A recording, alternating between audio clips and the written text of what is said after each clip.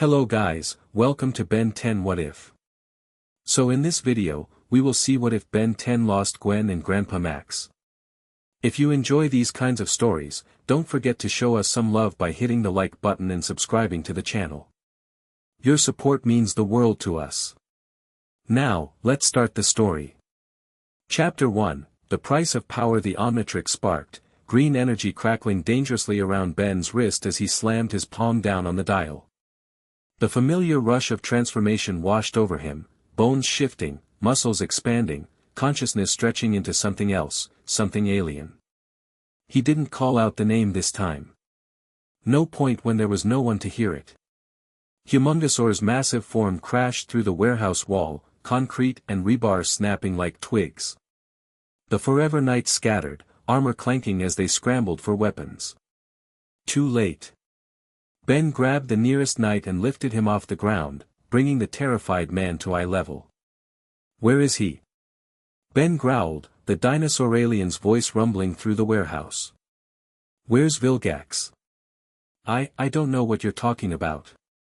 The knight's voice quavered. "We haven't," Ben tightened his grip.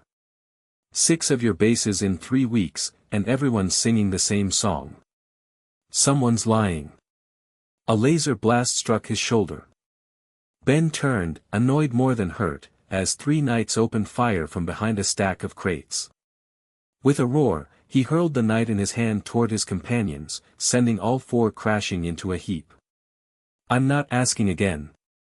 Ben's fist smashed into the floor, the impact knocking the remaining knights off their feet. "Vilgax.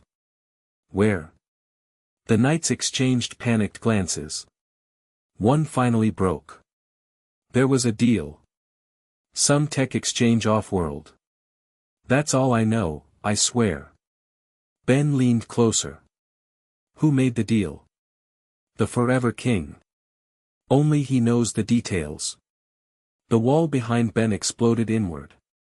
He spun around as armed Forever Knight reinforcements poured through the breach, energy lances leveled at his chest. "Stand down, alien," their leader commanded. "You're outnumbered." Ben actually laughed. "Seriously?" He slammed his fists together, then into the ground. The warehouse floor buckled under the knights, throwing them off balance. Ben charged through their ranks, scattering armored bodies like bowling pins. One brave knight leapt onto his back, jabbing frantically at the Omnitrix symbol with an energy dagger. "Get off!" Ben reached back, plucking the knight away and flinging him across the room. The Omnitrix symbol on his chest beeped warningly, red flashes that meant time was running out. Ben ignored it, stomping toward the last knight standing, the leader, now backing away toward an exit. "Wait!" The knight held up his hands. "The Forever King meets with the broker tonight. Harbor District, Warehouse 37. Better not be lying." Ben grabbed the knight by his breastplate. "Because I'll be back." The Omnitrix beeped frantically. Ben dropped the knight and sprinted through the hole he'd made earlier, making it outside just as red light engulfed him. The transformation reversed, leaving 16-year-old Ben Tennyson standing alone in an empty lot, breathing hard. His phone vibrated. Again. 3rd time in the last hour. Ben pulled it from his pocket, glancing at the screen. "Mom, 3 missed calls." He shoved the phone back in his pocket without answering and started walking. Bellwood looked the same. That was the worst part. 6 months later, and everything just continued. People walked their dogs, mowed their lawns, complained about homework. The world hadn't stopped when Gwen and Grandpa Max. Ben kicked an empty soda can across the sidewalk. His reflection in a store window caught his attention, ragged jeans, dark circles under his eyes, hair uncut for weeks. He barely recognized himself. The watch felt heavy on his wrist. Always did these days. Like it knew he was using it wrong. "It's your fault too," he muttered to the Omnitrix. "If you just worked right that day." The device remained silent, its green hourglass symbol dull between transformations. Ben's phone vibrated again. This time, he checked the caller ID, Julie. His finger hovered over the answer button before he sighed and took the call. "Hey," he said. "Ben." Julie's voice carried equal parts relief and frustration. "Finally. Where are you? I've been trying to reach you all day. Been busy." Busy. The word hung in the air between them. "You missed school. Again.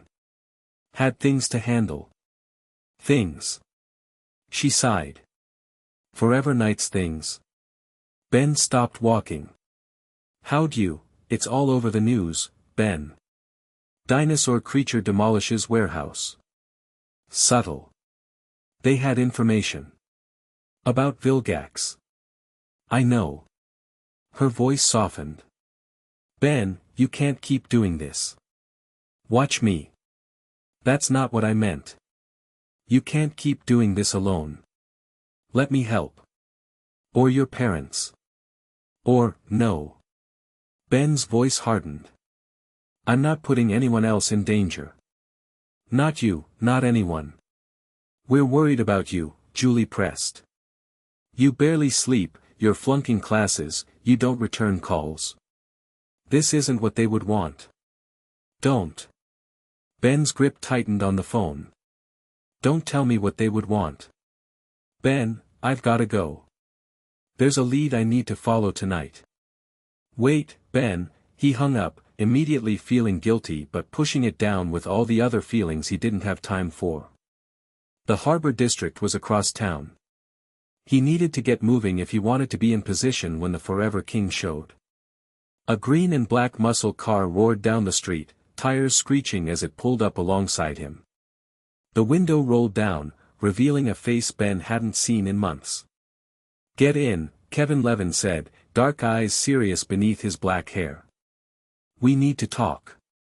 Ben stared at his former enemy. "Since when are we on speaking terms?" "Since I heard you're hunting Vilgax." Kevin leaned across the seat. "Trust me, Tennyson, you're way out of your depth on this one." "Not interested." Ben started walking again. Kevin gunned the engine, keeping pace. "Look, I know about what happened to your cousin and grandfather. I also know you're about to walk into a trap at the harbor." Ben froze. "How do you know about the harbor?" "Because the Forever Knights are expecting you." Kevin popped open the passenger door. "Like I said, we need to talk. Unless you want to end up like Gwen and Max." Ben's fists clenched. For a moment, the street went red in his vision. He grabbed the door, leaning down to Kevin's eye level. "Say that again," he growled, "and not even the Omnitrix will save you from what I'll do." Kevin held up his hands. "Poor choice of words. But I'm serious about the trap. Get in, and I'll explain everything. Scout's honor." He smirked. "Though I never was a scout." Against his better judgment, Ben climbed into the passenger seat. Kevin hit the gas before the door was fully closed, tires squealing as they shot down the street. "This better be good," Ben muttered. Kevin's expression darkened. "It's not. But you need to hear it." Kevin's car tore through Bellwood streets, engine roaring as they headed toward the outskirts of town. Ben watched the buildings thin out, replaced by the industrial wasteland on the edge of the city, abandoned factories, scrapyards, forgotten places. "So talk," Ben said. Kevin kept his eyes on the road. "The Forever Knights aren't working with Vilgax. They're working for him." "Small difference, big implications." "How do you know?" "I have my sources." Kevin swerved around a pothole. "Been monitoring alien tech markets since I got back to Earth. Something big's happening, and everyone's scrambling to get positioned. Get to the point." "The point, Tennyson, is that Vilgax isn't just back for the Omnitrix this time. He's building something. Something that requires specialized tech from a dozen different worlds. The Forever Knights are just his errand boys." Ben stared out the window. "And why do you care?" Kevin shot him a glance. Because whatever he's building, it makes what happened 6 months ago look like a warm-up act. He hesitated. And because I owed Max. The mention of his grandfather's name made Ben's jaw tighten. You didn't owe him anything. Shows what you know. Kevin pulled the car into what looked like an abandoned garage. The doors automatically closed behind them as lights flickered on. Welcome to my humble abode. The garage was massive inside, part chop shop, part alien tech lab. Weapons, engine parts, and devices Ben couldn't identify lined the walls. A computer setup occupied one corner, screens displaying what looked like surveillance feeds from around Bellwood. Ben got out of the car slowly. You've been busy. Some of us didn't spend the last 6 months on a revenge bender. Kevin walked to a workbench and tossed something to Ben. Catch. Ben caught the small device, a metal disc with alien symbols etched around its edge. What's this? Tracker.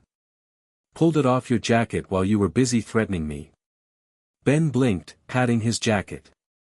When did you? Forever Knights have been following you for weeks. Kevin tapped a few keys on his computer, bringing up a map with a blinking dot. Right now, they think you're still in my car, which I've programmed to drive around for another hour before, coincidentally, ending up at the harbor. Why would they bother tracking me? They know I'll come looking eventually. Because they're setting you up. The meet tonight? It's a trap. Not for you, for whoever shows up asking about Vilgax. Ben rolled the tracker between his fingers. I still don't get why you're helping me. Kevin sighed, dropping into a chair and running a hand through his dark hair. Look, I'm not gonna get all sappy, but your grandpa helped me once. When no one else would. After everything with the null void. He shook his head. Just consider this returning the favor. Ben studied Kevin's face, looking for deception. Finding none, he asked, so what's your plan? Thought you'd never ask. Kevin grinned, pulling up schematics on the main screen. We let them think their trap worked. Then we spring our own. The harbor air tasted like salt and rust. Ben crouched on a rooftop overlooking Warehouse 37, watching Forever Knights patrol the perimeter. Kevin had been right, there were way too many of them for a simple meeting. This was an ambush in the making. Count. Kevin's voice came through the small communicator in Ben's ear. 20 outside. No way to know how many inside. Ben frowned. No sign of the Forever King yet. He'll show. Too much riding on this. Ben adjusted his position, keeping to the shadows.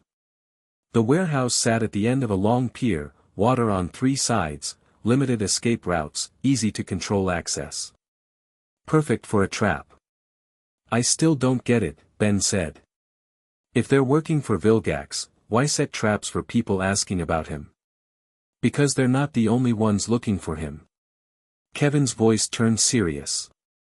Word is, something big went down off-world. Some kind of power play. Vilgax has enemies, and they're hunting. A sleek black car pulled up to the warehouse. Ben tensed as the Forever King emerged, his ornate armor gleaming under the security lights. 4 knights flanked him as he strode toward the entrance. He's here, Ben whispered. Sit tight. Wait for the broker. 15 minutes passed. Ben's legs cramped from holding his position, but he didn't move. Finally, another vehicle approached, a nondescript van with tinted windows. It parked, and the side door slid open. Ben leaned forward. No way. A figure in smooth red armor stepped out, a Petrosapien, crystal body catching the light. Not just any Petrosapien. Tetrax, Ben breathed. The bounty hunter. Kevin sounded surprised. What's his angle? I don't know. But he's a friend. The word felt strange on Ben's tongue. He hadn't thought of anyone as a friend in months. Tetrax walked alone toward the warehouse, hands conspicuously away from his weapons. The Forever Knights tensed but allowed him to approach. Change of plans, Ben said, reaching for the Omnitrix. I'm going in. Tennyson, wait, Ben cut the communication, cycling through. The alien selection. He paused on one he rarely used anymore, too many memories. XLR-8. Gwen's favorite. He pushed the thought away and slammed down the dial. The transformation washed over him, his body becoming the velociraptor-like alien, complete with wheel feet and helmet-like head. In a blur of motion, XLR-8 raced down the side of the building, across the pier, and straight past the startled knights at the entrance. Inside, the Forever King and Tetrax stood face to face in the center of the warehouse, surrounded by armed knights. They both turned as Ben skidded to a halt beside Tetrax. Ben. Tetrax's crystalline face registered surprise. Tennyson, the Forever King growled. Right on time. XLR-8 narrowed his eyes. What's this about, Driscoll? Since when do Forever Knights deal with aliens? Desperate times. The Forever King gestured, and his knights raised their weapons. I was hoping you'd follow the breadcrumbs we left. Saved us the trouble of hunting you down. You wanted me here. The price on your head has gone up considerably. Driscoll drew a high-tech sword that hummed with energy. Especially after what you did to our European chapter last month. They shot first, XLR-8 said. Ben, Tetrax said quietly, this is a trap. No kidding. Ben glanced around. What are you doing here? Looking for you, actually. We need to talk about, the Forever King laughed. There will be no talking. Vilgax's orders were quite clear, the Omnitrix, intact. The bearer, less so. XLR-8's tail lashed against the concrete. So you are working for Vilgax. A temporary arrangement. His resources in exchange for your capture. Not happening, XLR-8 said, just as the warehouse doors burst open. Kevin charged in, hands covered in metal heat absorbed from somewhere, forming them into blades. Miss anything good? Just the part where they admitted working for Vilgax, XLR-8 replied. And that this is definitely a trap. Called it, Kevin grinned. The Forever King pointed his sword. Kill the intruder. Take Tennyson alive. Knights surged forward. XLR-8 became a blur of motion, disarming 3 knights before they could fire a shot. Tetrax moved with surprising speed for his crystalline form, shattering weapons with precise strikes. Kevin waded into the fray, metal fists colliding with armor. XLR-8 circled the warehouse at superspeed, creating a disorienting cyclone effect that scattered the knights. The Omnitrix symbol on his chest beeped in warning, red flashes that meant time was running out. Gotta end this fast, he called to his allies. Tetrax nodded, pulling something from his belt, a small sphere that he hurled into the center of the room. It exploded in a blinding flash of light, disorienting the knights. XLR-8 used the distraction to speed directly at the Forever King, who swung his energy sword in a defensive arc. Ben ducked under it, using his momentum to sweep Driscoll's legs. The king crashed to the floor, his sword skittering away. The Omnitrix timed out in a flash of red light, leaving Ben standing over the fallen king in human form. He quickly placed his foot on Driscoll's chest. Where is Vilgax? Ben demanded. The Forever King laughed despite his position. You have no idea what's coming, boy. Wrong answer. Ben reached down and yanked off Driscoll's helmet, revealing the aging face beneath. Let's try again. Where is Vilgax? Ben. Tetrax called, finishing off the last knight standing. We need to go. Now. The warehouse walls suddenly buckled inward as something massive struck them from outside. The ceiling creaked ominously. Kevin grabbed Ben's arm. Time to go, hero. Ben glared down at the Forever King. This isn't over. On the contrary, Driscoll smiled coldly. It's just beginning. Another impact rocked the warehouse. Part of the ceiling collapsed, blocking the main entrance. Tetrax pointed toward the back. This way. The three ran for the rear exit as the building continued to crumble around them. They burst through the door onto the pier just as the warehouse roof caved in completely. What was that? Ben gasped, looking back at the destruction. His question was answered as a massive shape rose from the water beside the pier, a sleek, predatory spacecraft that Ben recognized instantly. His blood went cold. Vilgax, he whispered. The ship's weapon systems rotated toward them, energy building at their tips. Move! Tetrax shouted, shoving Ben and Kevin forward as the pier exploded behind them. They ran, dodging energy blasts that tore chunks from the concrete dock. Kevin's car sat where they'd left it, and they piled in as another blast hit dangerously close. Go, go, go! Tetrax urged as Kevin gunned the engine. The car shot forward, tires smoking. In the rearview mirror, Ben watched Vilgax's ship rise higher above the harbor, its silhouette black against the night sky. He's here, Ben said, voice hollow. He's actually here. Kevin's eyes met his in the mirror. And now we know he wants you alive. Ben turned to Tetrax, who was cramped uncomfortably in the back seat. You said you were looking for me. Why? Tetrax's crystalline face was grim in the passing streetlights. Because I know what really happened to Gwen and Max. And it wasn't what you think. Kevin's safe house was a bunker beneath an abandoned auto shop on the edge of town, considerably more secure than the garage he'd shown Ben earlier. As they descended the reinforced stairs, Ben's mind raced with questions. The main room was sparse but functional, monitors displaying security feeds, weapons racks along one wall, a few chairs around a central table. Kevin immediately went to the security console, checking for signs they'd been followed.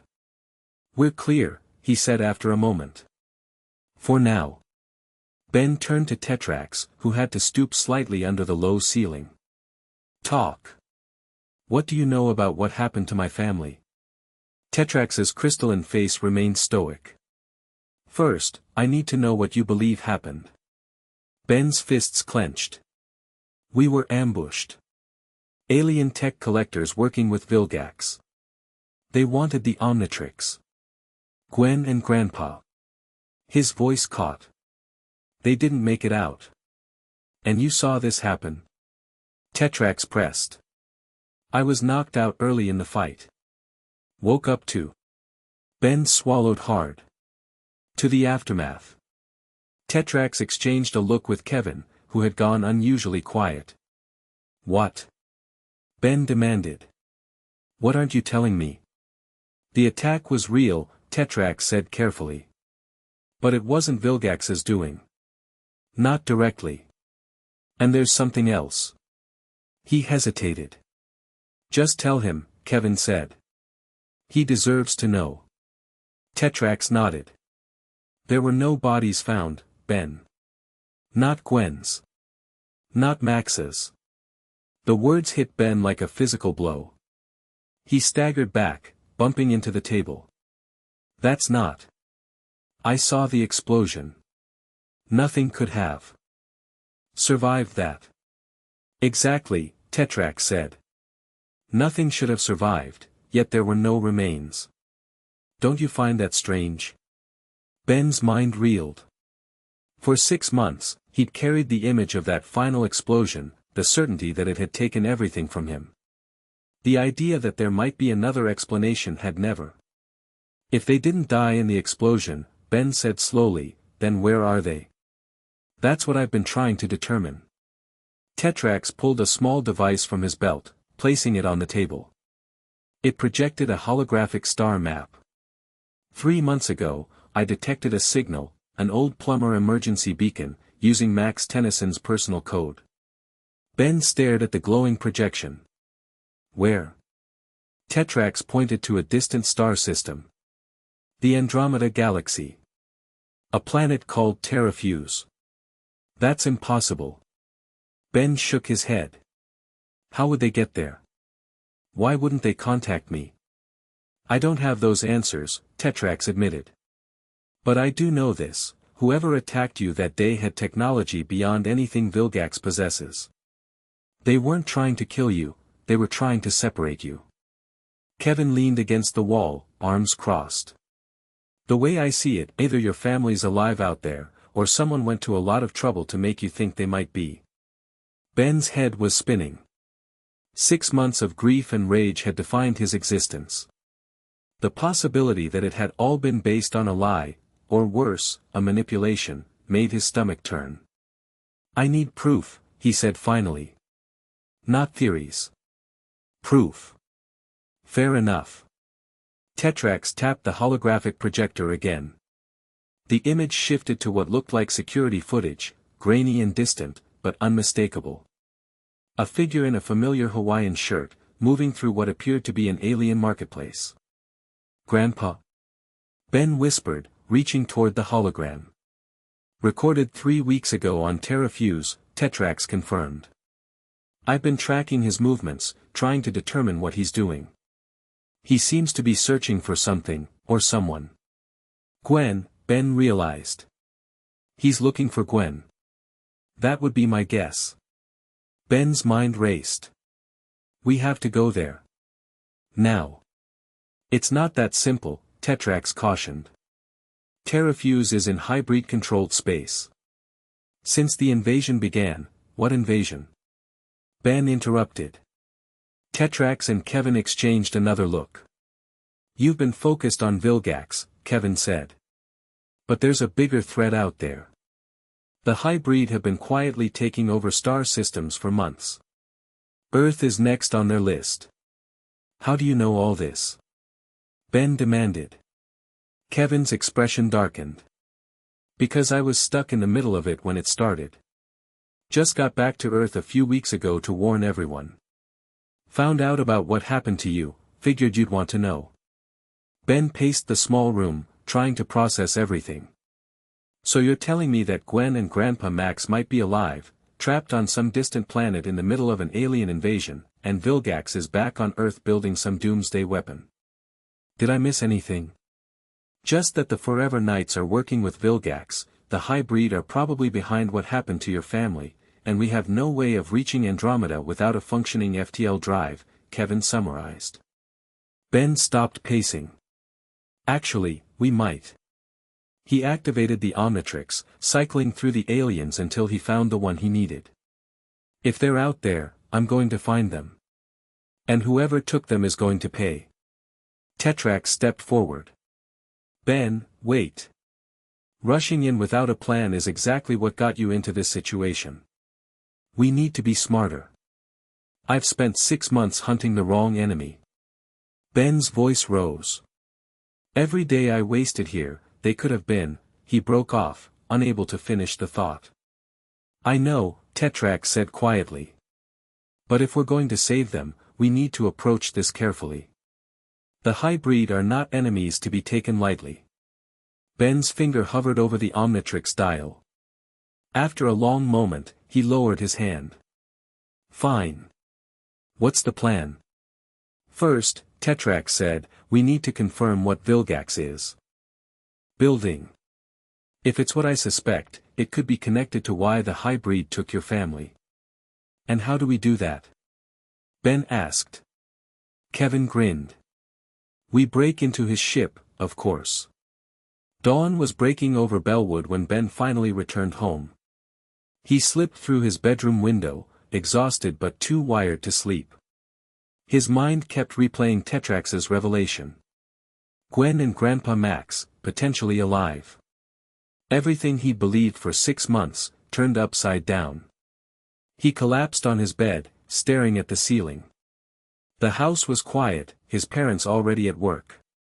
They'd given up trying to enforce a curfew months ago, after one too many shouting matches about his night activities. His phone buzzed with a text. Julie, are you okay? Please call me. Ben set the phone aside without responding. How could he explain any of this? How could he tell her that the grief that had defined him for half a year might be based on a lie? The Omnitrix felt heavy on his wrist. He lifted his arm, examining the alien device that had changed his life forever 5 years ago. What would have happened if he'd never found it in the woods that summer? Would Gwen and Grandpa Max be safely at home now? A knock at his bedroom door startled him. Ben. His mother's voice. Are you in there? He sat up quickly. Yeah, Mom. Just got in. The door opened. Sandra Tennyson stood there, still in her robe, concern etched on her face. I heard you come in. Another all-nighter? Ben ran a hand through his hair. Something like that. She sat on the edge of his bed. This can't continue, Ben. Your father and I, we're worried sick. The school called yesterday. You've missed so many days they're talking about summer school. School's not really a priority right now. It should be. She placed a hand on his. Ben, I know you miss them. We all do. But this self-destruction won't bring them back. The words hit differently now. Ben looked at his mother's tired face, the new lines around her eyes that hadn't been there 6 months ago. She was grieving too. Max was her father-in-law, and Gwen her niece. What if? Ben hesitated, uncertain how much to share. What if they're not gone? Sandra's expression shifted from concern to alarm. Ben, we've talked about this. The authorities searched for weeks. There was nothing left to find. That's just it, nothing. No remains, Mom. Don't you think that's strange? The explosion was massive, honey. The investigators said, I know what they said. Ben stood up, suddenly restless. But what if they were wrong? What if there's more to it? Sandra's face fell. Oh, Ben. You can't keep doing this to yourself. False hope is, it's not false. Ben's voice rose. I have new information. Evidence. From where? Those alien contacts of yours. She shook her head. Ben, please. You need to accept what happened and start healing. I can't. Ben's voice caught. Not until I know for sure. Sandra stood, placing her hands on his shoulders. Your father and I have been patient. We've given you space to grieve in your own way. But this obsession is destroying you. If you can't bring yourself to talk to us, at least consider the grief counselor we suggested. Ben pulled away. I don't need a counselor. I need to find the truth. The truth is that they're gone, Ben. Tears welled in her eyes. And we're still here. Your father and I are still here, watching you disappear a little more each day. The pain in her voice cut through Ben's defenses. For the first time in months, he really looked at his mother, saw the exhaustion, the worry, the grief she carried. I'm sorry, he said quietly. I know I've been difficult. We just want our son back. She wiped at her eyes. The Ben who used to smile. Who had friends and plans and a future. Ben didn't know what to say to that. That Ben felt like a stranger now, someone who died in the same explosion that supposedly took Gwen and Grandpa Max. I need to figure this out, he said finally. But I'll try to be around more. She nodded, clearly not believing him. But too tired to argue further. There's breakfast downstairs if you want it. I'm going to get ready for work. After she left, Ben sank back onto the bed. The weight of the past 6 months pressed down on him, the rage, the recklessness, the single-minded pursuit of vengeance. Had he been chasing the wrong enemy all along? And in the process, had he become someone his family wouldn't recognize? His phone buzzed again. This time, it was Kevin. Meet at the location at noon. Bring the stuff. Ben texted back a thumbs-up emoji and lay back, closing his eyes.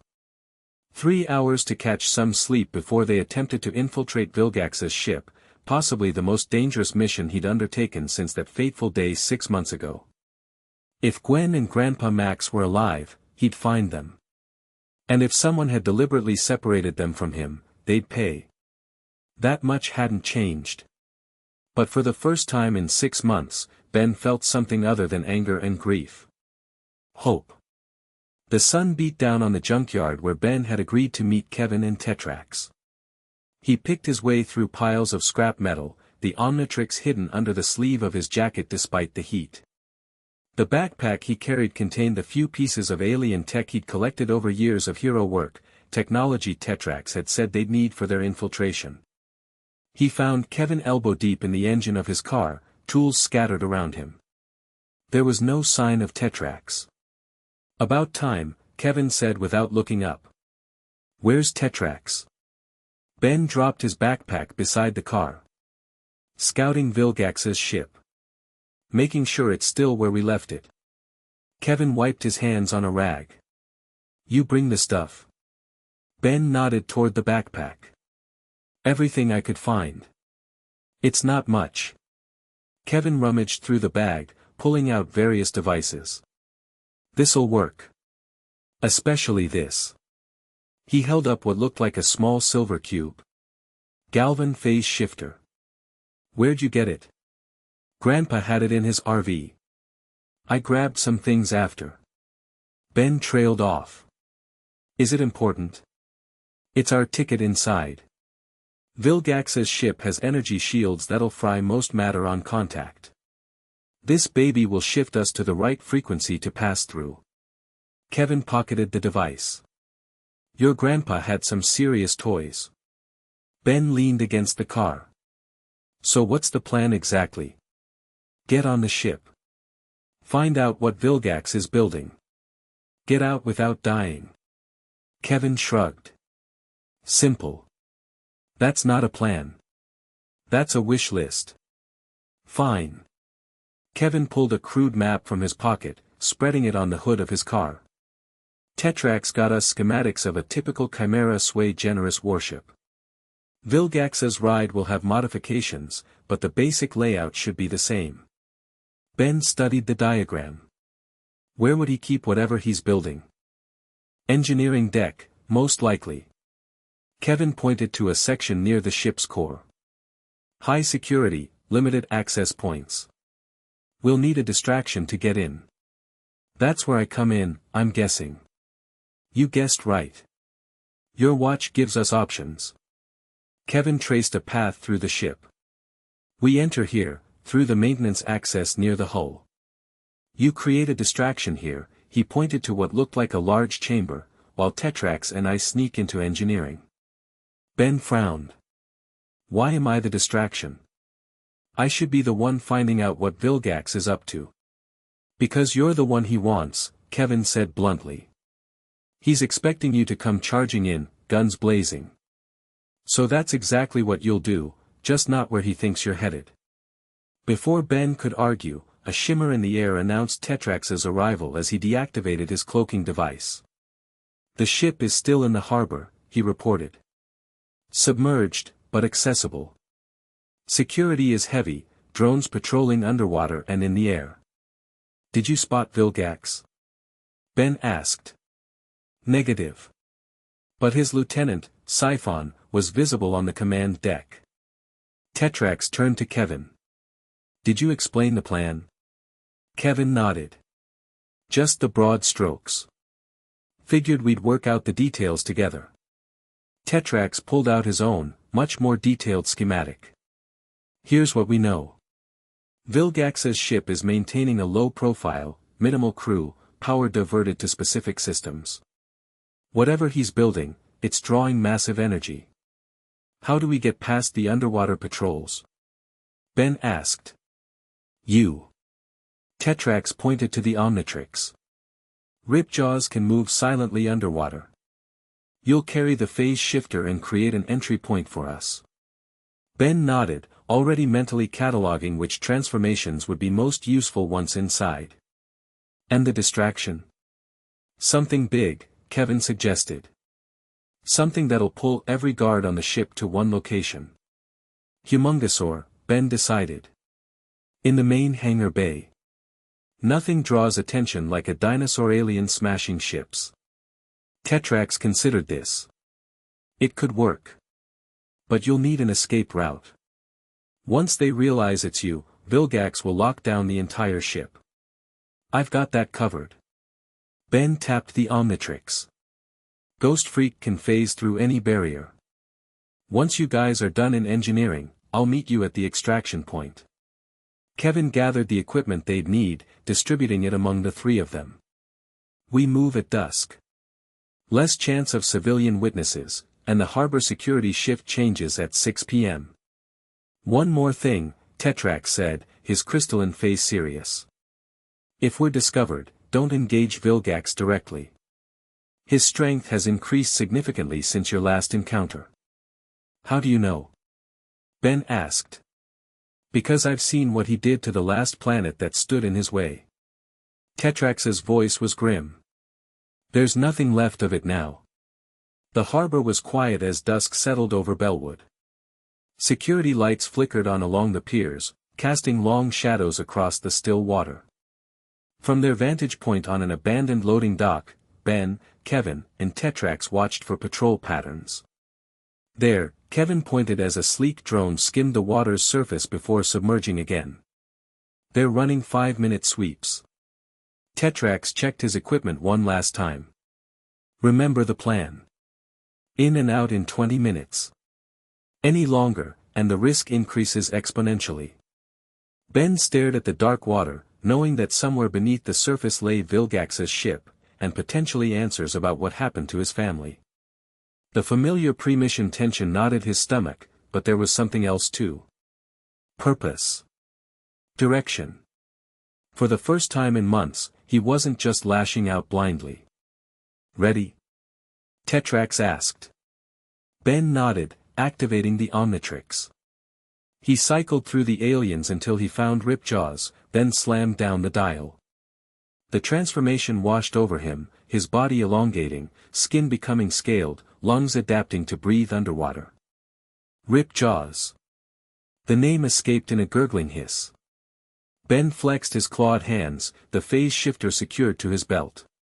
Kevin absorbed the metal from a nearby shipping container, his body taking on its properties. Let's move. Next patrol gap is in 30 seconds. Ripjaws dove into the harbor, the cold water a shock to his system. His vision adjusted instantly, piercing the murky depths.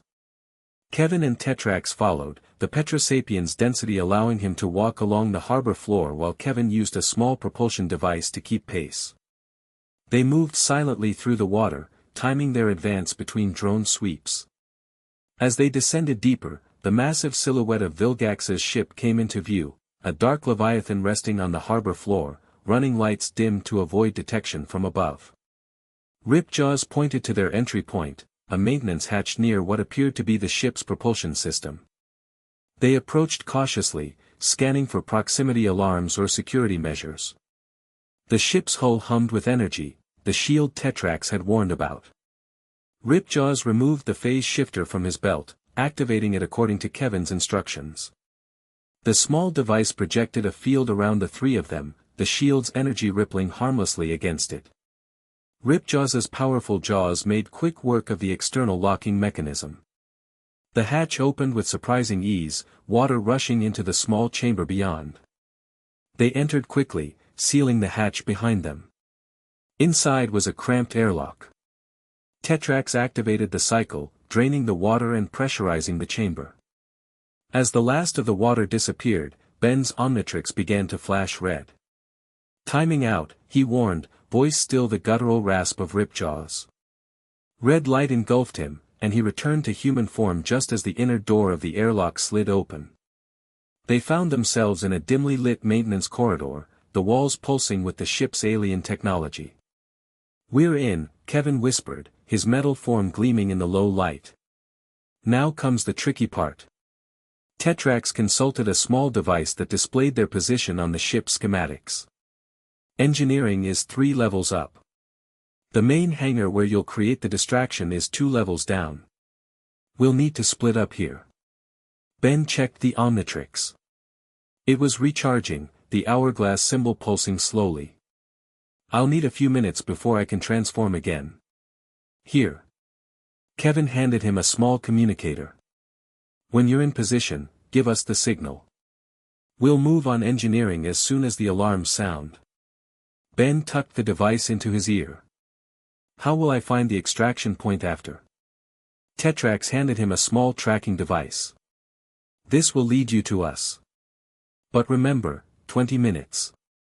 No matter what happens, we meet at the extraction point. Ben nodded, the weight of the mission settling on him. Be careful. And if you find anything about Gwen or Grandpa, you'll be the first to know, Tetrax promised. They parted ways at a junction, Ben heading deeper into the ship while Kevin and Tetrax moved toward the upper levels. The corridors were eerily empty, either the ship was running on a skeleton crew, or most of the activity was concentrated elsewhere. Ben moved silently, flattening against walls whenever he heard approaching footsteps. The few crew members he spotted were robotic drones rather than living beings, making his job easier. They seemed programmed to follow specific patrol routes, easy to predict and avoid. The Omnitrix gradually recharged as he made his way toward the hangar bay. By the time he reached the access door, the hourglass symbol glowed bright green again. Ben peered through a small viewport into the massive chamber beyond. The hangar bay was larger than he'd expected, easily the size of a football field, filled with smaller craft and what looked like weapon prototypes. A perfect place for a distraction. He activated his communicator. In position. Ready when you are. Copy that, Kevin's voice came through, slightly distorted. We're approaching engineering now. Wait for my mark. Ben's finger hovered over the Omnitrix dial, cycling through his options. Humongosaur for raw destructive power. But maybe something with more finesse.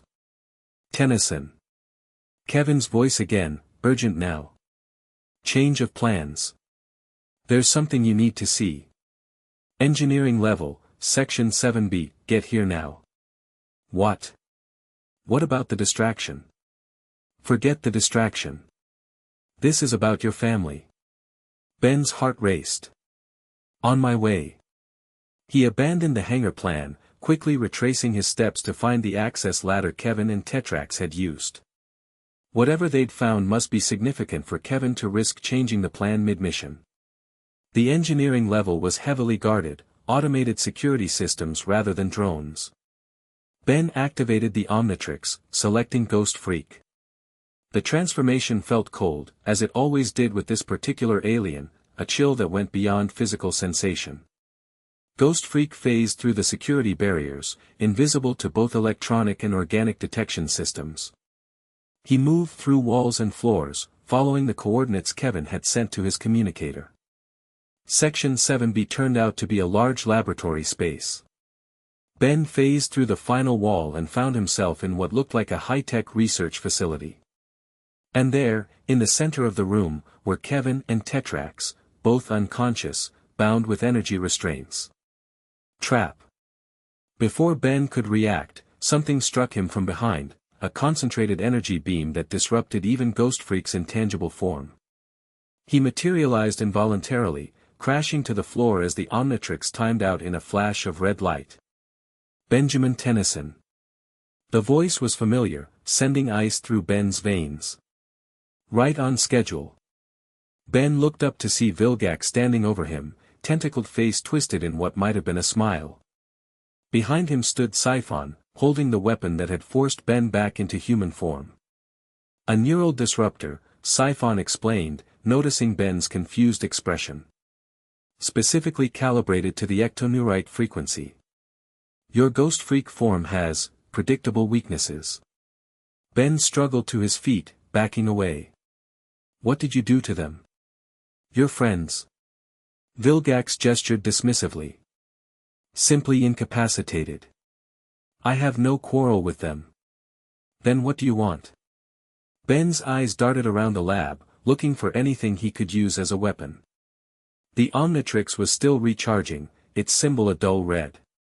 The same thing I have always wanted. Vilgax stepped closer. The Omnitrix.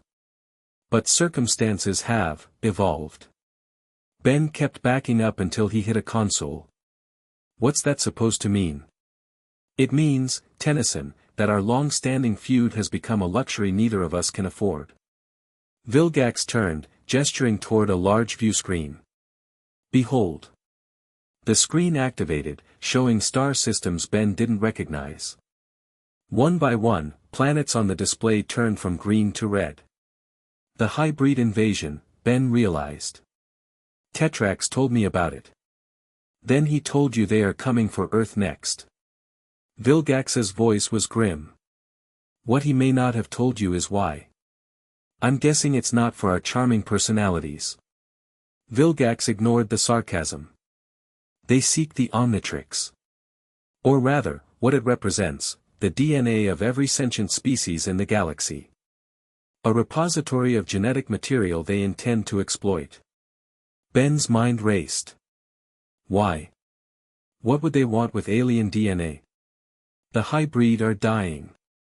Vilgax moved to another console, bringing up biological data. Generations of enforced genetic purity have left them vulnerable to disease and mutation. They believe the Omnitrix holds the key to their survival. And you care about this why? Ben challenged. Since when does Vilgax worry about anyone but himself? Self-preservation, boy. Vilgax's eyes narrowed. The hybrid do not discriminate in their conquests.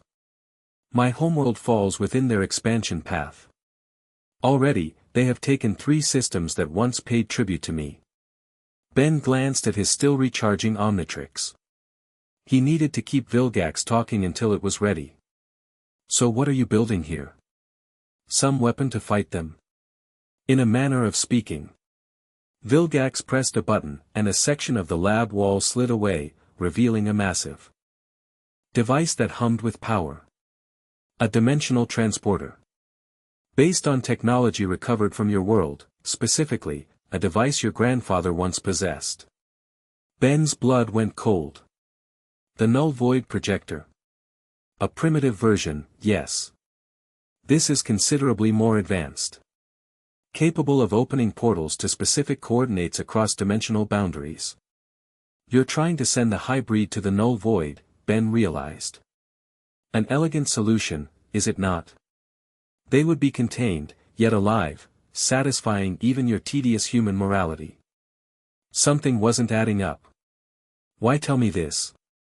Why not just take the Omnitrix while I was unconscious? Vilgax's expression hardened. Because the device is incomplete. It requires a power source of specific quantum properties. A power source that was last in the possession of Maxwell Tennyson. Ben's heart skipped a beat. You're saying Grandpa Max has something you need? The quantum core. A device capable of stabilizing interdimensional portals.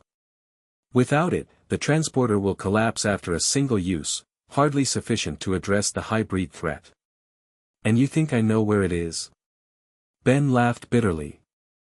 I haven't seen my grandfather in 6 months. The hybrid took him, along with my cousin. Is that what you believe? Vilgax seemed genuinely surprised. How convenient for them. What's that supposed to mean? The hybrid are many things, Tennyson, but they are not kidnappers. They destroy their enemies, they do not capture them. Ben's mind raced. But Tetrax showed me proof, a recording of Grandpa Max on some planet called Terrafuse. In hybrid territory. Terrafuse is not just in hybrid territory, Vilgax said. It is their primary research facility. If Maxwell Tennyson is there, it is because he chose to be. The implications hit Ben like a physical blow. Had Grandpa Max gone willingly? Left Earth, left him, by choice. You're lying. Ben's voice shook. He wouldn't abandon me. Perhaps he had no choice, Vilgax suggested. Or perhaps he believed he was protecting you. Humans have such sentimental notions of sacrifice. The Omnitrix beeped, its symbol turning green. Ben's hand moved toward it instinctively. I would reconsider that action, Vilgax warned. My proposal is not yet complete. Proposal? Ben's hand hesitated. What proposal? An alliance, Tennyson. Against our common enemy. Ben stared at him in disbelief. You've tried to kill me more times than I can count. Why would I ever trust you? Because I offer you the one thing you desire above all else.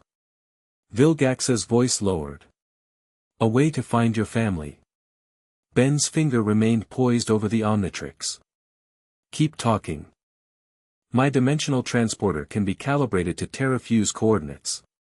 With the right modifications, it could transport you there, directly to Maxwell Tennyson's location, if he still carries his plumber badge. And what do you want in return? The Omnitrix? For now, merely your cooperation. The Omnitrix contains DNA samples I require for the transporter's final calibration. Vilgax held up a hand as Ben started to object. Temporary access only. Once the hybrid threat is neutralized, we can resume our previous arrangements. Ben looked at his unconscious allies, then back at Vilgax. Everything in him screamed that this was wrong, that trusting Vilgax was a mistake. But if there was even a chance of finding Gwen and Grandpa Max. How do I know this isn't just another trap, he asked. You don't. Vilgax was blunt. But consider your alternatives. The hybrid approach Earth as we speak. Your plumbers are scattered, your defenses inadequate. And your family remains beyond your reach. What choice do you truly have? Before Ben could respond, alarms blared throughout the ship. Siphon rushed to a console. Master. We're being boarded. Impossible, Vilgax snarled. Our shields have been compromised. The new voice came from behind them. Ben turned to see a figure step through what appeared to be a portal in the air itself, a tall, slender alien with purplish skin and elaborate armor. Hybrid, Vilgax growled, reaching for a weapon. The alien moved with surprising speed, striking Vilgax with a force that sent him crashing into the far wall. Siphon fired his weapon, but the blast seemed to pass harmlessly through the intruder. Benjamin Tennyson. The hybrid's voice was cold, almost mechanical. At last. Ben activated the Omnitrix, cycling rapidly through his options. Who are you? What do you want? I am Rian Rasik III, commander of the hybrid fleet. And what I want should be obvious. He pointed to the Omnitrix. That device is the property of the Hybrid Council. Yeah, I've heard that before. Ben slammed down on the dial, transforming into Swampfire. And my answer's still no. Swampfire launched a stream of fire at the hybrid commander, who moved with uncanny speed to avoid it. The flame struck a console instead, setting off more alarms. Your resistance is pointless, Rian Rasik said. The Omnitrix was always intended for our use. Azimuth merely borrowed our research. Liar. Vilgax had recovered, drawing a massive sword that hummed with energy. The Omnitrix is Galvan technology. Is that what you believe? The hybrid seemed almost amused. How little you understand. More portals opened around the lab as hybrid soldiers poured through. Swampfire found himself surrounded, back to back with Vilgax of all people. This alliance may be necessary sooner than anticipated, Vilgax growled. I haven't agreed to anything yet, Swampfire shot back, hurling fireballs at the advancing soldiers. Across the room, Tetrax and Kevin were stirring, the commotion apparently rousing them from their forced unconsciousness. Kevin immediately absorbed the metal from his restraints, breaking free. He did the same for Tetrax, who joined the fray with crystalline projectiles that cut through hybrid armor. The battle quickly turned chaotic. Hybrid soldiers were formidable, but between Swampfire's regenerative abilities, Vilgax's raw power, and Tetrax and Kevin's combined efforts, they were holding their own. The transporter. Vilgax called to Ben over the din of battle. We must activate it. It's not finished. Ben shouted back, regenerating an arm that had been severed by a hybrid claw. It is functional enough for one targeted portal. Vilgax fought his way toward the control panel. If they capture it, all is lost. Rian Rasik seemed to realize what Vilgax intended. Stop him, he ordered his troops. Swampfire made a split-second decision. He created a wall of flames between Vilgax and the advancing hybrid, buying time. Do it. Open a portal to terrafuse. Vilgax worked. The controls with surprising speed, the massive device humming louder as energy built within it. The coordinates are locked, but without the quantum core, the portal will be unstable. How unstable? Kevin shouted, fending off a hybrid soldier. Potentially catastrophic, Vilgax admitted. But the alternative is surrender. The transporter's energy reached critical levels, a swirling vortex forming in the center of the room. Unlike the null void portals Ben was familiar with, this one shimmered with blue-white energy. Tennyson. Vilgax called. I require upgrades abilities to stabilize the matrix. Ben hesitated only briefly before transforming again, the plant-like swampfire giving way to the liquid metal form of upgrade. He merged with the transporter, using his technopathic abilities to regulate the energy flow. From within the machine, he sensed the instability Vilgax had mentioned. Without the quantum core, the portal was hemorrhaging energy, threatening to collapse at any moment, potentially taking a significant portion of the ship with it. It's now or never. Ben called an upgrade-synthesized voice. Tetrax grabbed Kevin and leapt toward the portal. Ben, come on. Ben separated from the machine, maintaining his upgrade form as he backed toward the portal. Vilgax was still fighting Rian Rasik, the two locked in combat that shook the entire lab. Vilgax. Ben called. We have to go. The warlord glanced at the portal, then at his nemesis. Another time, Tennyson. This is not over. With a final blow that sent Rian Rasik stumbling, Vilgax retreated toward a different section of the ship. Ben didn't wait to see more. He dove through the portal after his friends, the sensation like being pulled in 1,000 directions at once. As the portal collapsed behind them, he caught one last glimpse of the hybrid commander's face, not angry, but oddly satisfied.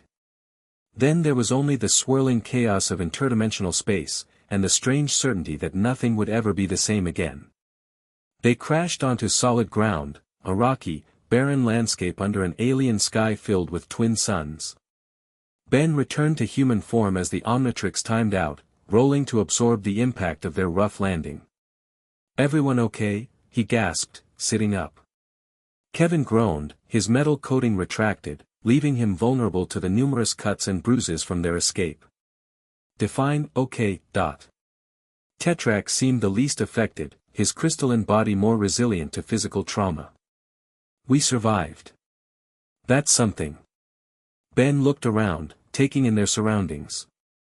They were on what appeared to be a plateau overlooking a vast, alien city, buildings that resembled massive white spires stretching toward the sky. The air was thinner than Earth's, each breath requiring more effort. Is this terrafuse? Ben asked. Tetrax consulted a small device from his belt. Confirmed. The atmospheric composition matches my records. So we made it.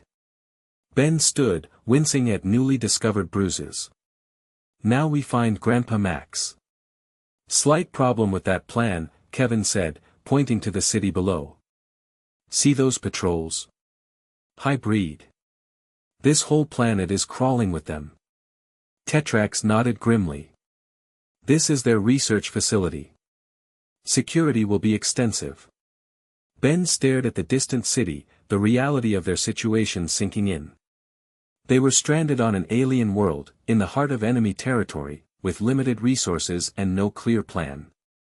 If Grandpa Max is here by choice, he said slowly, then he must have a good reason. We need to find out what it is. And Gwen? Kevin asked. You think she's here too? I don't know. Ben's jaw set with determination.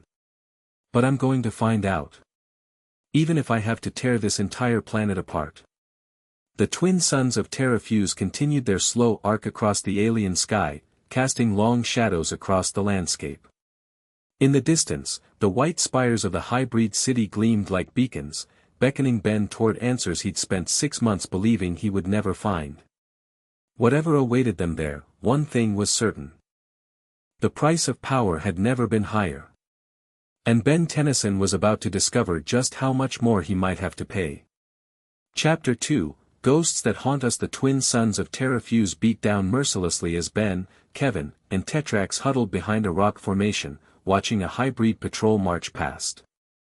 3 days on this alien world, and they'd managed to avoid detection, barely. Their water supplies dwindled, and the emergency rations Tetrax carried wouldn't last another day. "We need to move," Ben whispered once the patrol passed. "That city's our best shot at finding Grandpa Max." Kevin scoffed. "Best shot at getting ourselves killed, you mean? Place is crawling with hybrid. You got a better idea?" Ben challenged. "Yeah, actually." Kevin pointed to a smaller structure about half a mile from their position. "That outpost. Less security, might have comms we can use to scan for plumber badge frequencies." Tetrax nodded approvingly. "Good eye, Levin." Ben squinted at the distant building. A handful of guards, minimal security, definitely more manageable than a frontal assault on the city. "Fine. But if we don't find anything useful, we go with my plan." "Your plan is suicide," Kevin muttered. "If it means finding my family, I'll take my chances." Tetrax intervened before the argument escalated. "Conserve your energy for the enemy. We move at dusk." As the larger sun began to set, casting long purple shadows across the barren landscape, Ben checked the Omnitrix for the 100th time. Fully charged and ready. Unlike him. Exhaustion clawed at his consciousness, 3 days of minimal sleep taking their toll. Each time he closed his eyes, images flashed behind his eyelids, the explosion that supposedly took Gwen and Grandpa Max, Vilgax's taunting face, the hybrid commander's cryptic satisfaction. "Hey." Kevin nudged him. "You still with us?" Ben blinked away the fatigue. "Yeah. Just thinking. Dangerous habit." Kevin grinned, but his eyes remained serious. "Need you focused?" "I'm focused." Ben's voice hardened. "Let's move." They crept down the rocky slope, using natural cover wherever possible. The outpost loomed larger as they approached, a low, dome-shaped building with what appeared to be communication arrays sprouting from its roof. 3 guards at the entrance, Tetrax reported, using enhanced vision to scout ahead. 2 more patrolling the perimeter. "I'll handle them," Ben decided, activating the Omnitrix. He cycled through his options, settling on Big Chill. The transformation washed over him, his body becoming the moth-like alien with ice powers and intangibility. "Stay here," he told his companions, voice a chilling whisper. "I'll signal when it's clear." Before they could object, Big Chill turned invisible and glided toward the outpost. The thin atmosphere actually helped his flight, allowing silent approach. The perimeter guards never saw what hit them, a blast of freezing breath that encased them in ice from the neck down. "What the?" one guard managed before his jaw froze shut. The entrance proved trickier. 3 hybrids standing alert, their sensory capabilities potentially able to detect him even while invisible. Big Chill hovered above, considering options. Direct confrontation risked alerting the entire facility. Instead, he phased through the roof, entering the outpost itself. Inside, the facility hummed with activity, not hybrid soldiers, but what appeared to be scientists or researchers. They moved between workstations covered in alien technology, completely unaware of his presence. Big Chill remained intangible, searching for a security control. He found it in a small room off the main laboratory, a console displaying what looked like security feeds. Still invisible, he materialized just enough to operate the controls, searching for a way to disable the entrance guards. A blinking alert on the screen caught his attention. A message in alien script, but the Omnitrix translated, "Plumber signal detected, Sector 7. Ben's heart raced. A plumber signal, it had to be Grandpa Max. He downloaded the coordinates to the Omnitrix just as an alarm blared. His materialization had triggered a security protocol. "Intruder in security control," a voice announced over the facility's communication system. "No more stealth." Big Chill burst through the wall into the main laboratory, startling the researchers. He unleashed his ice breath in a wide arc, freezing equipment and creating chaos. In the confusion, he phased back through the ceiling and emerged outside, becoming visible again. Change of plans, he called to Kevin and Tetrax, who were already rushing forward at the sound of alarms. "I found a plumber signal." "What about our entrance?" Kevin demanded, absorbing the rocky ground beneath his feet to armor himself. Big Chill pointed to the still frozen guards. "That's our entrance." The doors to the outpost burst open as hybrid soldiers poured out, responding to the alarm. Tetrax immediately went into action, firing crystal shards with deadly accuracy. Kevin charged forward, his stone fist smashing into the first hybrid to reach him. "Get inside!" Tetrax shouted to Ben. "Find that signal source." Big Chill nodded, turning intangible again as he flew back into the facility. The Omnitrix guided him through the corridors, following the plumber signal. He phased through walls, bypassing security checkpoints and confused hybrid soldiers. The signal led to a secured laboratory deep within the facility. Unlike the research areas he'd seen earlier, this one was heavily guarded, for hybrid soldiers standing watch outside reinforced doors. Big Chill hesitated. Whatever lay beyond those doors was important enough to warrant special protection. Could it be Grandpa Max? Or Gwen? He phased through the doors without confronting the guards, emerging into a dimly lit chamber. What he saw inside stopped him cold. Not his grandfather. Not his cousin. But something equally shocking, a replica of the Omnitrix, suspended in an energy field. Around it, hybrid scientists worked frantically, taking measurements and recording data. They were trying to build their own Omnitrix. Before Ben could process this discovery, the Omnitrix symbol on his chest began flashing red. Bad timing. He turned intangible again, phasing through the nearest wall just as the transformation reversed, leaving him human and vulnerable in a storage closet. "Great," he muttered, pressing against the door to listen for pursuers. The corridor outside buzzed with activity as Hybrid responded to the security breach. The communicator Tetrax had given him vibrated. "Ben." Kevin's voice came through. "Where are you?" "Inside. Found something big. The plumber signal, it's not Grandpa. It's some kind of Omnitrix prototype. They're trying to replicate it." Kevin cursed. "That's not good. We've got problems out here too. Reinforcements coming from the city. We need to get this information back to Earth," Ben decided. "But first, I want to download whatever data they have.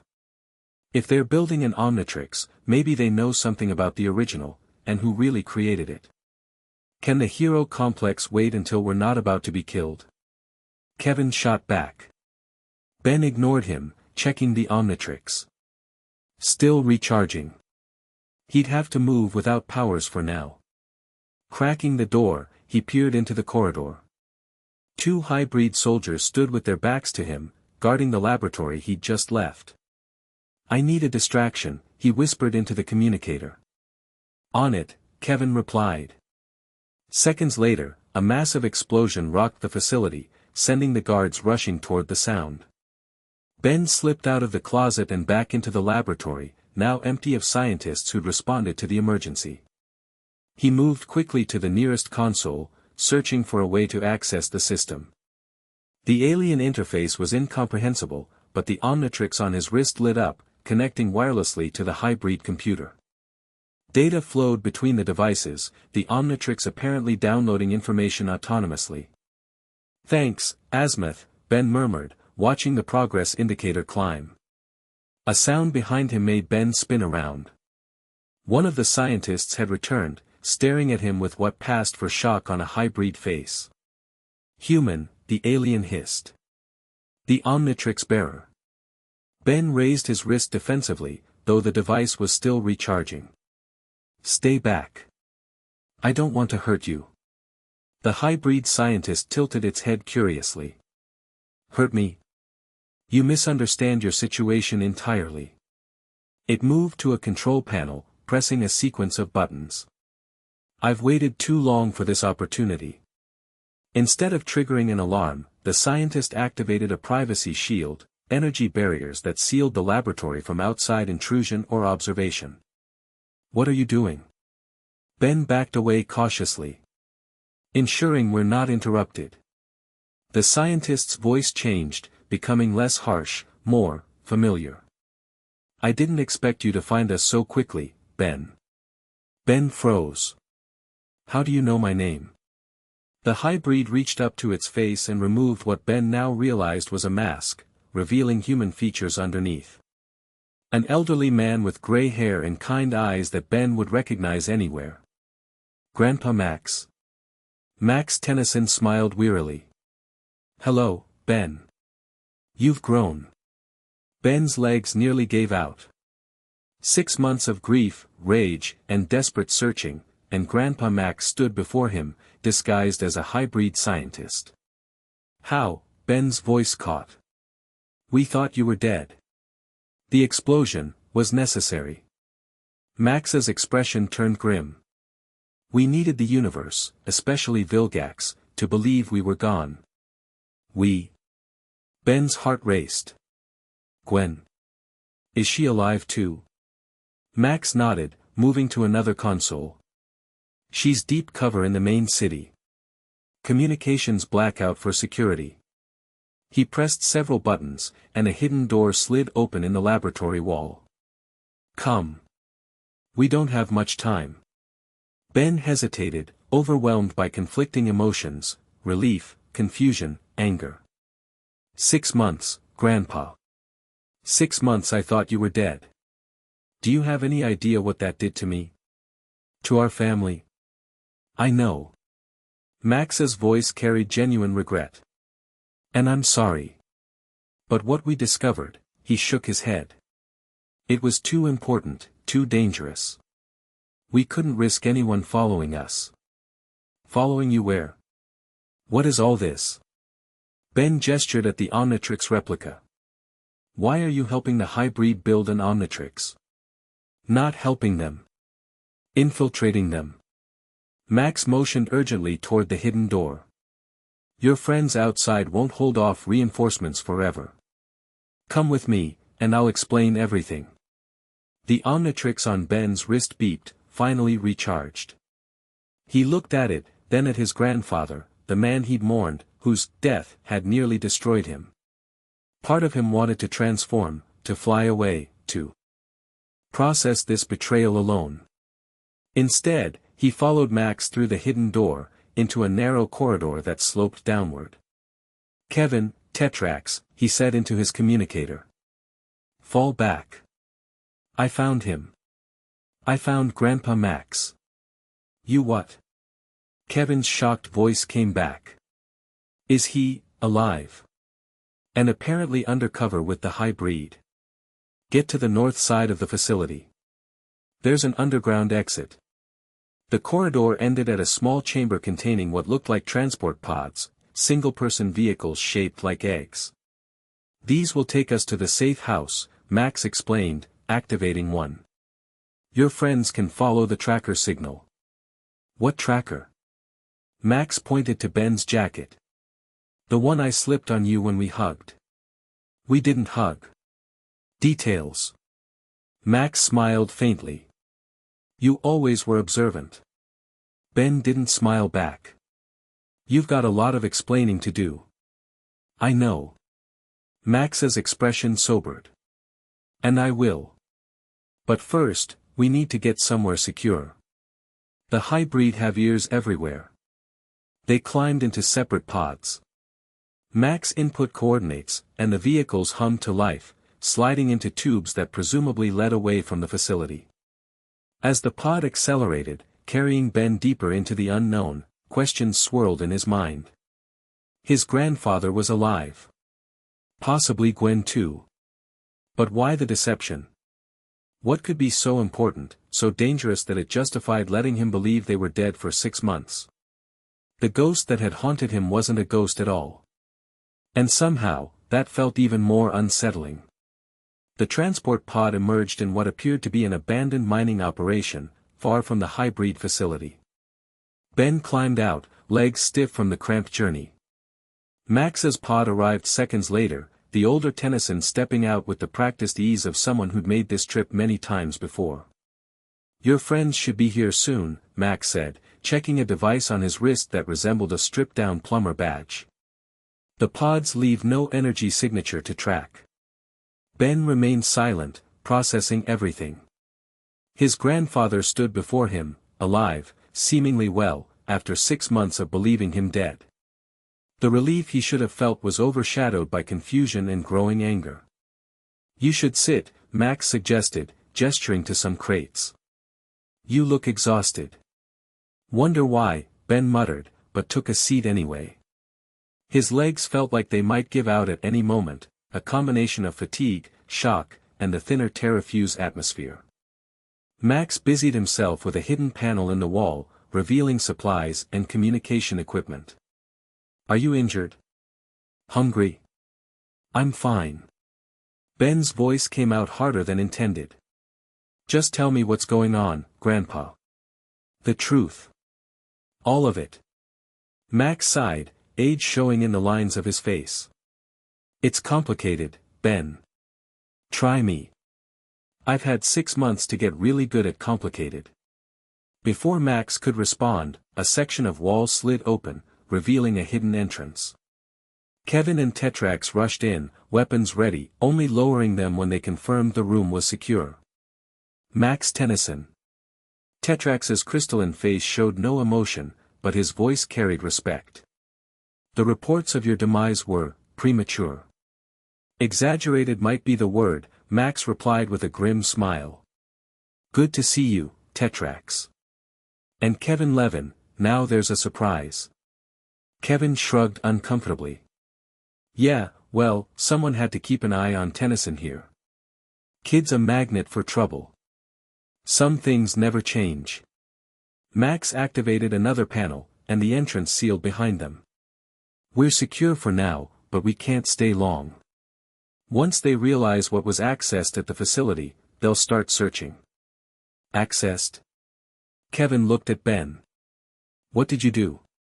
"The Omnitrix downloaded something from their computers." Ben turned to his grandfather. "Which brings us back to my question, what's going on? Why fake your deaths? Why infiltrate the hybrid?" Max took a deep breath, seeming to gather his thoughts. "About 7 months ago, I intercepted a transmission, hybrid communication about something called Project Reclamation. The encryption was unlike anything I'd seen before, but I managed to decode enough to realize they were planning something massive. Something that involved the Omnitrix." "Vilgax said they're dying," Ben interjected. "Something about genetic purity making them vulnerable to disease." "Vilgax?" Max's expression darkened. "You've spoken with Vilgax?" "It's a long story." Ben waved it aside. "But he claimed the hybrid want the Omnitrix to save their species." Max nodded slowly. "That's partly true. The hybrid are indeed dying out, their obsession with genetic purity has led to extensive inbreeding, weakening their immune systems and reproductive capabilities. But their solution isn't as simple as using the Omnitrix for genetic diversity." "Then what?" Tetrax asked. "They believe the Omnitrix is rightfully theirs. That Azimuth stole their research and perverted it for his own purposes." Max moved to a small safe embedded in the wall, opening it to reveal what looked like an ancient data crystal. Because, in a way, he did. Ben stared at the crystal. What is that? Hybrid historical records. The true origin of the Omnitrix technology. Max held it carefully. Azimuth didn't create the concept of DNA storage and transformation. He refined it, improved it beyond anything its originators imagined, but the seed of the idea came from here, from TerraFuse. Kevin whistled. So the hybrid invented the tech that made the Omnitrix possible? Plot twist. Not exactly invented, Max clarified. Discovered. Thousands of years ago, the hybrid found artifacts from an even older civilization, a species called the Contemplor, who had developed prototype DNA storage technology. The hybrid couldn't understand or replicate it, but they preserved the research. Eventually, some of those records made their way to Galvan Prime. To Azimuth, Ben realized. Who recognized their potential and developed what would become the Omnitrix, Max confirmed. The hybrid believe he stole their birthright, technology that could have saved their species centuries ago. Ben looked down at the device on his wrist. So what do they want now? To take the Omnitrix back? No. They want to activate it, on a planetary scale. Max's expression grew grim. Project Reclamation isn't about saving the hybrid through controlled genetic modification. It's about forcibly transforming every sentient being in the galaxy into hybrid hybrids. The room fell silent as the implications sank in. That's... Kevin struggled for words. Genocide, Tetrax finished.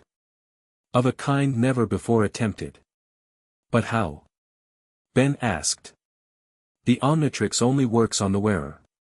That's where the prototype you saw comes in, Max explained. They're developing a broadcast version, one that can transmit transformation energy across vast distances.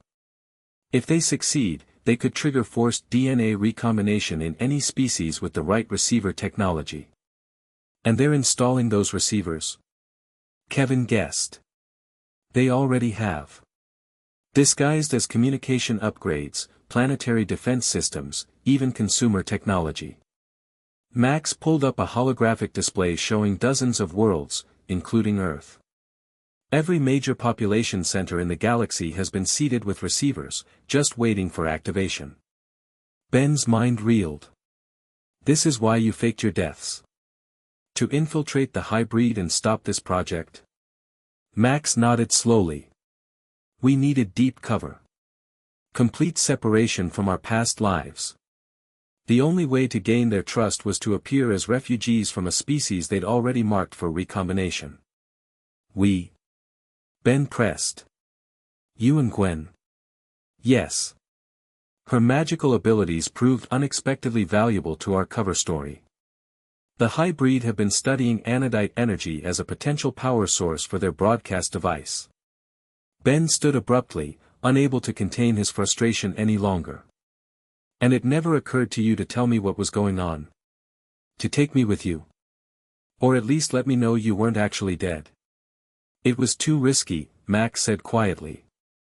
The hybrid were already monitoring you because of the Omnitrix. If they suspected you knew about our mission, so you let me think you were dead.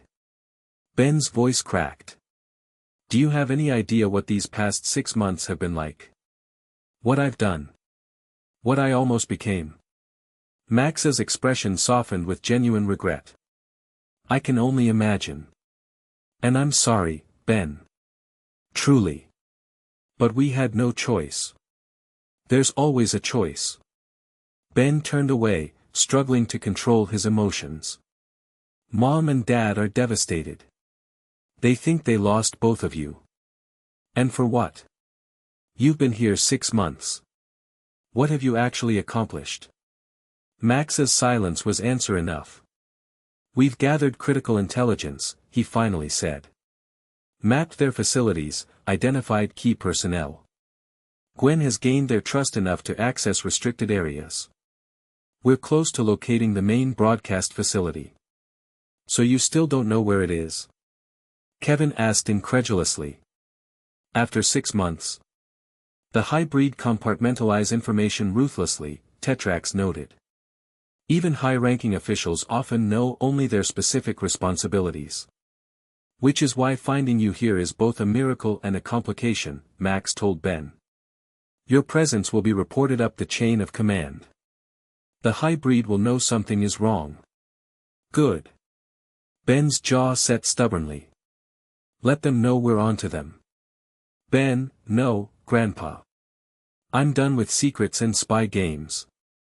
Ben activated the Omnitrix, cycling through his aliens. We find Gwen, we find this broadcast facility, and we shut it down. Now. Max studied his grandson, noting the changes 6 months had wrought. The boy who'd found the Omnitrix that fateful summer was gone. In his place stood someone harder, more determined, and perhaps more dangerous. You've changed, Max observed quietly. Yeah. Ben's eyes met his grandfather's. Grief does that to a person. An uncomfortable silence filled the room until Kevin cleared his throat. So, about finding Gwen and this broadcast facility. Max sighed, recognizing the futility of further argument. Gwen is embedded with a research team in the main city. She reports to me every 3 days via secure channel.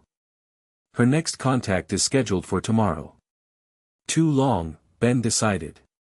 We go get her now. That would compromise everything we've worked for, Max protested.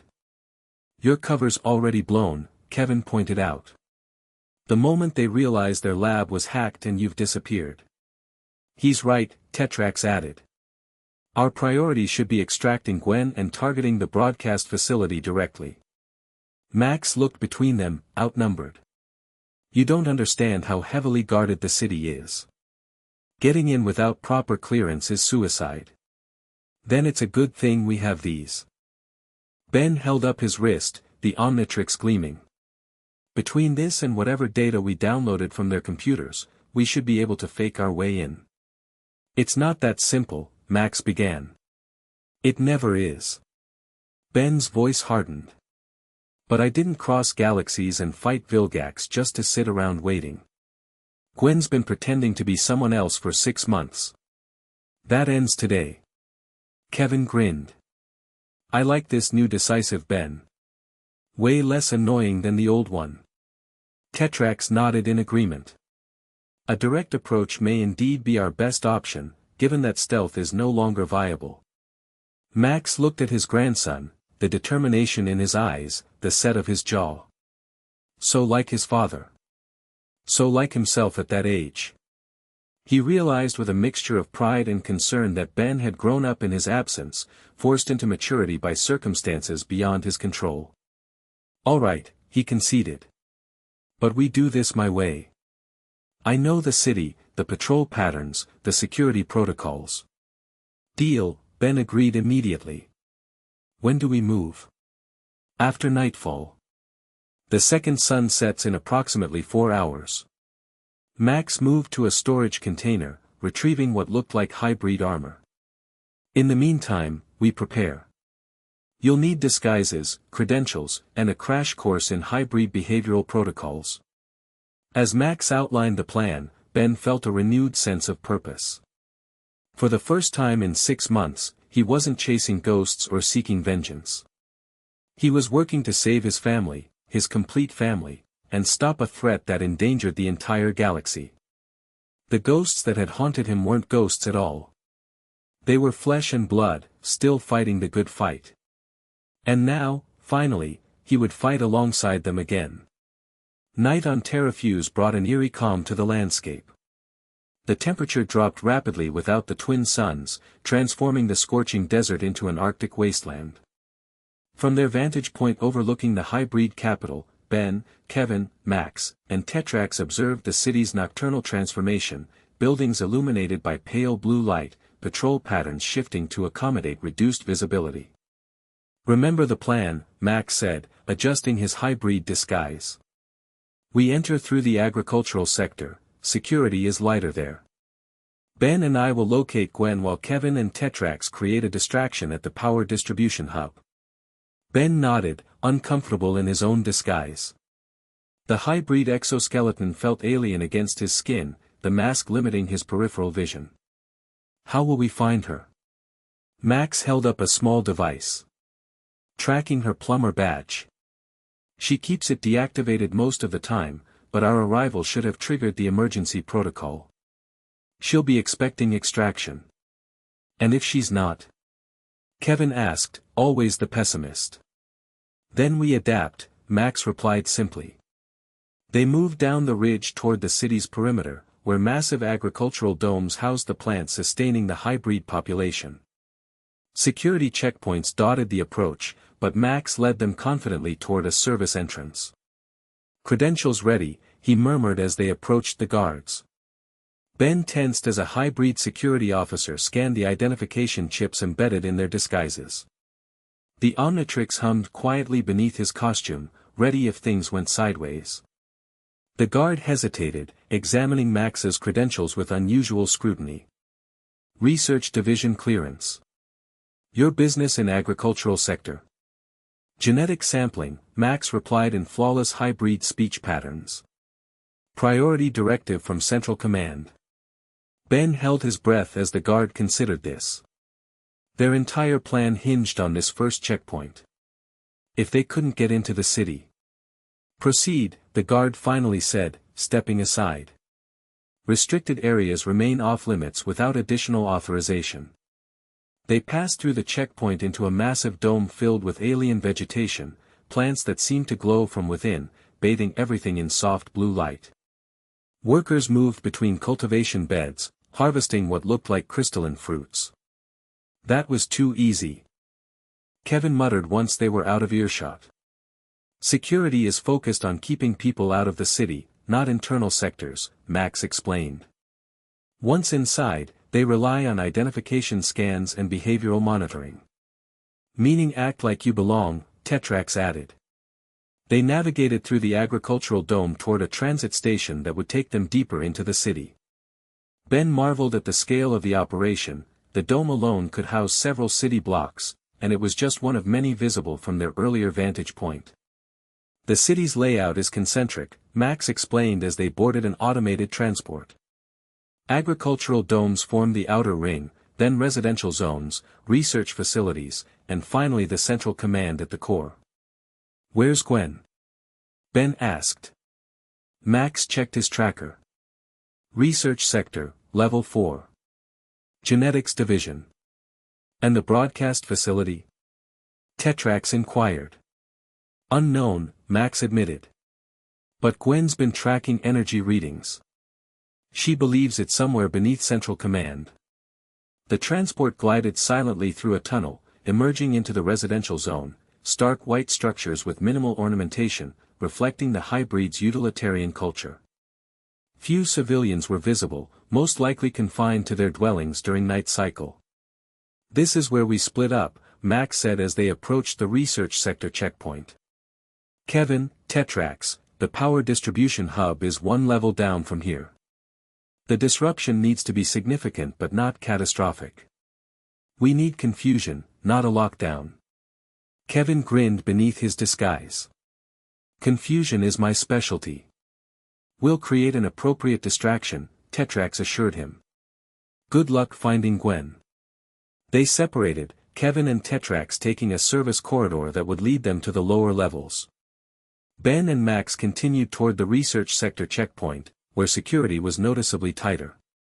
Let me do the talking, Max whispered as they approached. Two guards flanked the entrance, accompanied by what appeared to be a security drone, a floating sphere with multiple sensor arrays. The drone scanned them as they approached, a procedure that hadn't occurred at the previous checkpoint. Genetic verification required, one guard announced. Max stepped forward confidently. Researcher Zenith, Genetics Division. He placed his hand on a scanner panel. Ben's heart raced as the scanner analyzed Max's disguised hand. Whatever technology his grandfather was using to fool the hybrid, it needed to work now. The panel flashed green. Verified. Companion. Max gestured to Ben. Assistant. Authorized under my supervision. The guard's posture suggested suspicion. Assistants require individual clearance for research sector access. Override Protocol 739, Max responded smoothly. Priority research status. Authorization High Command 12. The guards exchanged glances, then the first one checked a database. After an agonizing moment, he nodded. Override accepted. Proceed directly to assigned station. Deviation will trigger security response. They passed through into the research sector, a stark contrast to the agricultural dome. Clinical corridors branched in multiple directions, each leading to specialized laboratories visible through transparent walls. Hybrid scientists moved purposefully between workstations, examining data displays and specimen containers. This way, Max murmured, following the tracker signal. Gwen's signature is coming from Level 4, Genetics Lab 7. They took a gravity lift to the 4th level, the tracker signal strengthening as they approached their destination. Ben felt a mix of emotions, excitement, anxiety, and lingering anger. After 6 months believing his cousin dead, he was minutes away from seeing her again. But like his reunion with Grandpa Max, he knew it wouldn't be simple. Too much had happened, too much had changed. Max suddenly stopped, pulling Ben into a recessed doorway. Security patrol, he whispered. 4 guards marched past, moving with purpose rather than conducting routine rounds. Something's wrong, Max said once they'd passed. That's a response team, not regular security. Ben's communicator vibrated subtly. He activated it, keeping his voice low. Kevin. Slight problem, Kevin's voice came through. Distraction worked too well. They're implementing some kind of emergency protocol. What did you do? Ben demanded. Just a little power surge. Wasn't supposed to trigger a full alert. Kevin sounded genuinely surprised. Something else must be happening. As if on cue, alarms began blaring throughout the research sector. Announcement speakers activated, security breach in Genetics Lab 7. All personnel implement containment protocol. Genetics Lab 7, Ben repeated. That's where Gwen is. Max's expression hardened beneath his disguise. Move. Now. They abandoned stealth, running toward Gwen's location. Researchers scattered as they passed, responding to the emergency protocols. Whatever was happening, it had thrown the normally orderly hybrid into disarray, which worked in their favor. They rounded a corner and saw it, Genetics Lab 7, surrounded by security forces. Through the transparent walls, they could see figures moving frantically inside. A flash of pink energy confirmed Gwen's presence, and that she was fighting.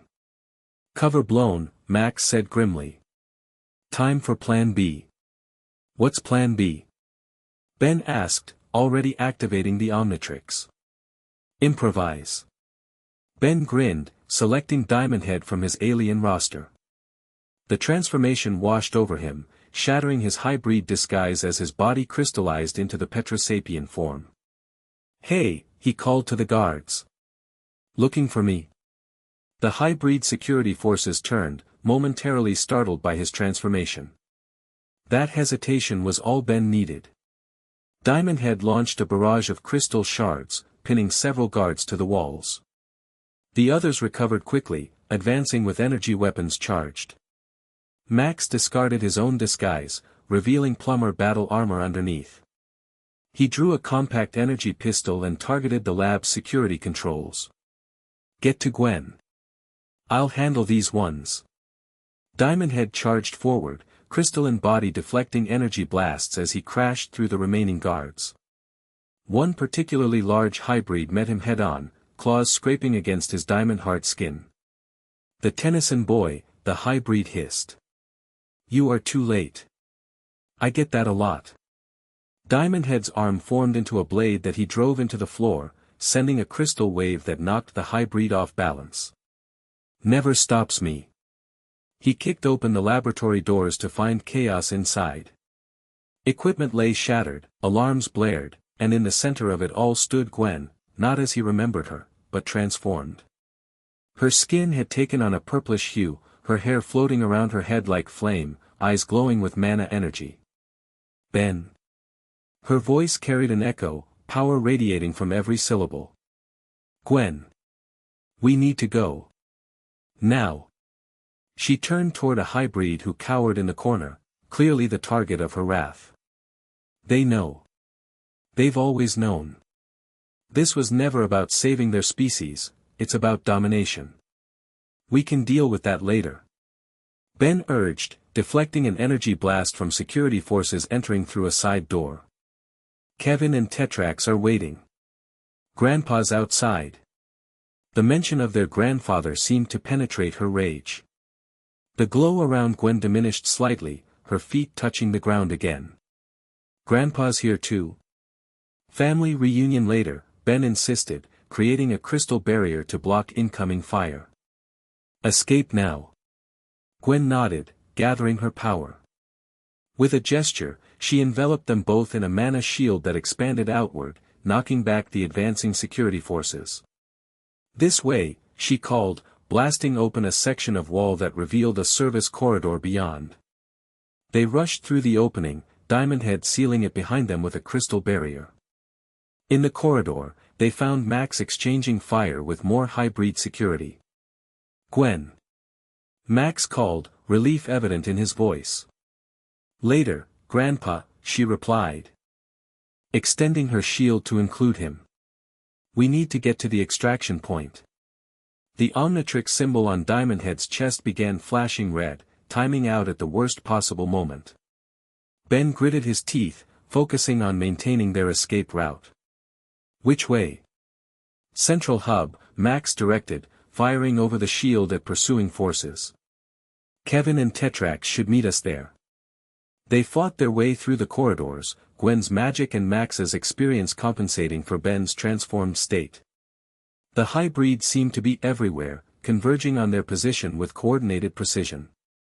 They're hurting us, Max realized as they approached a junction. This isn't random pursuit. Trap?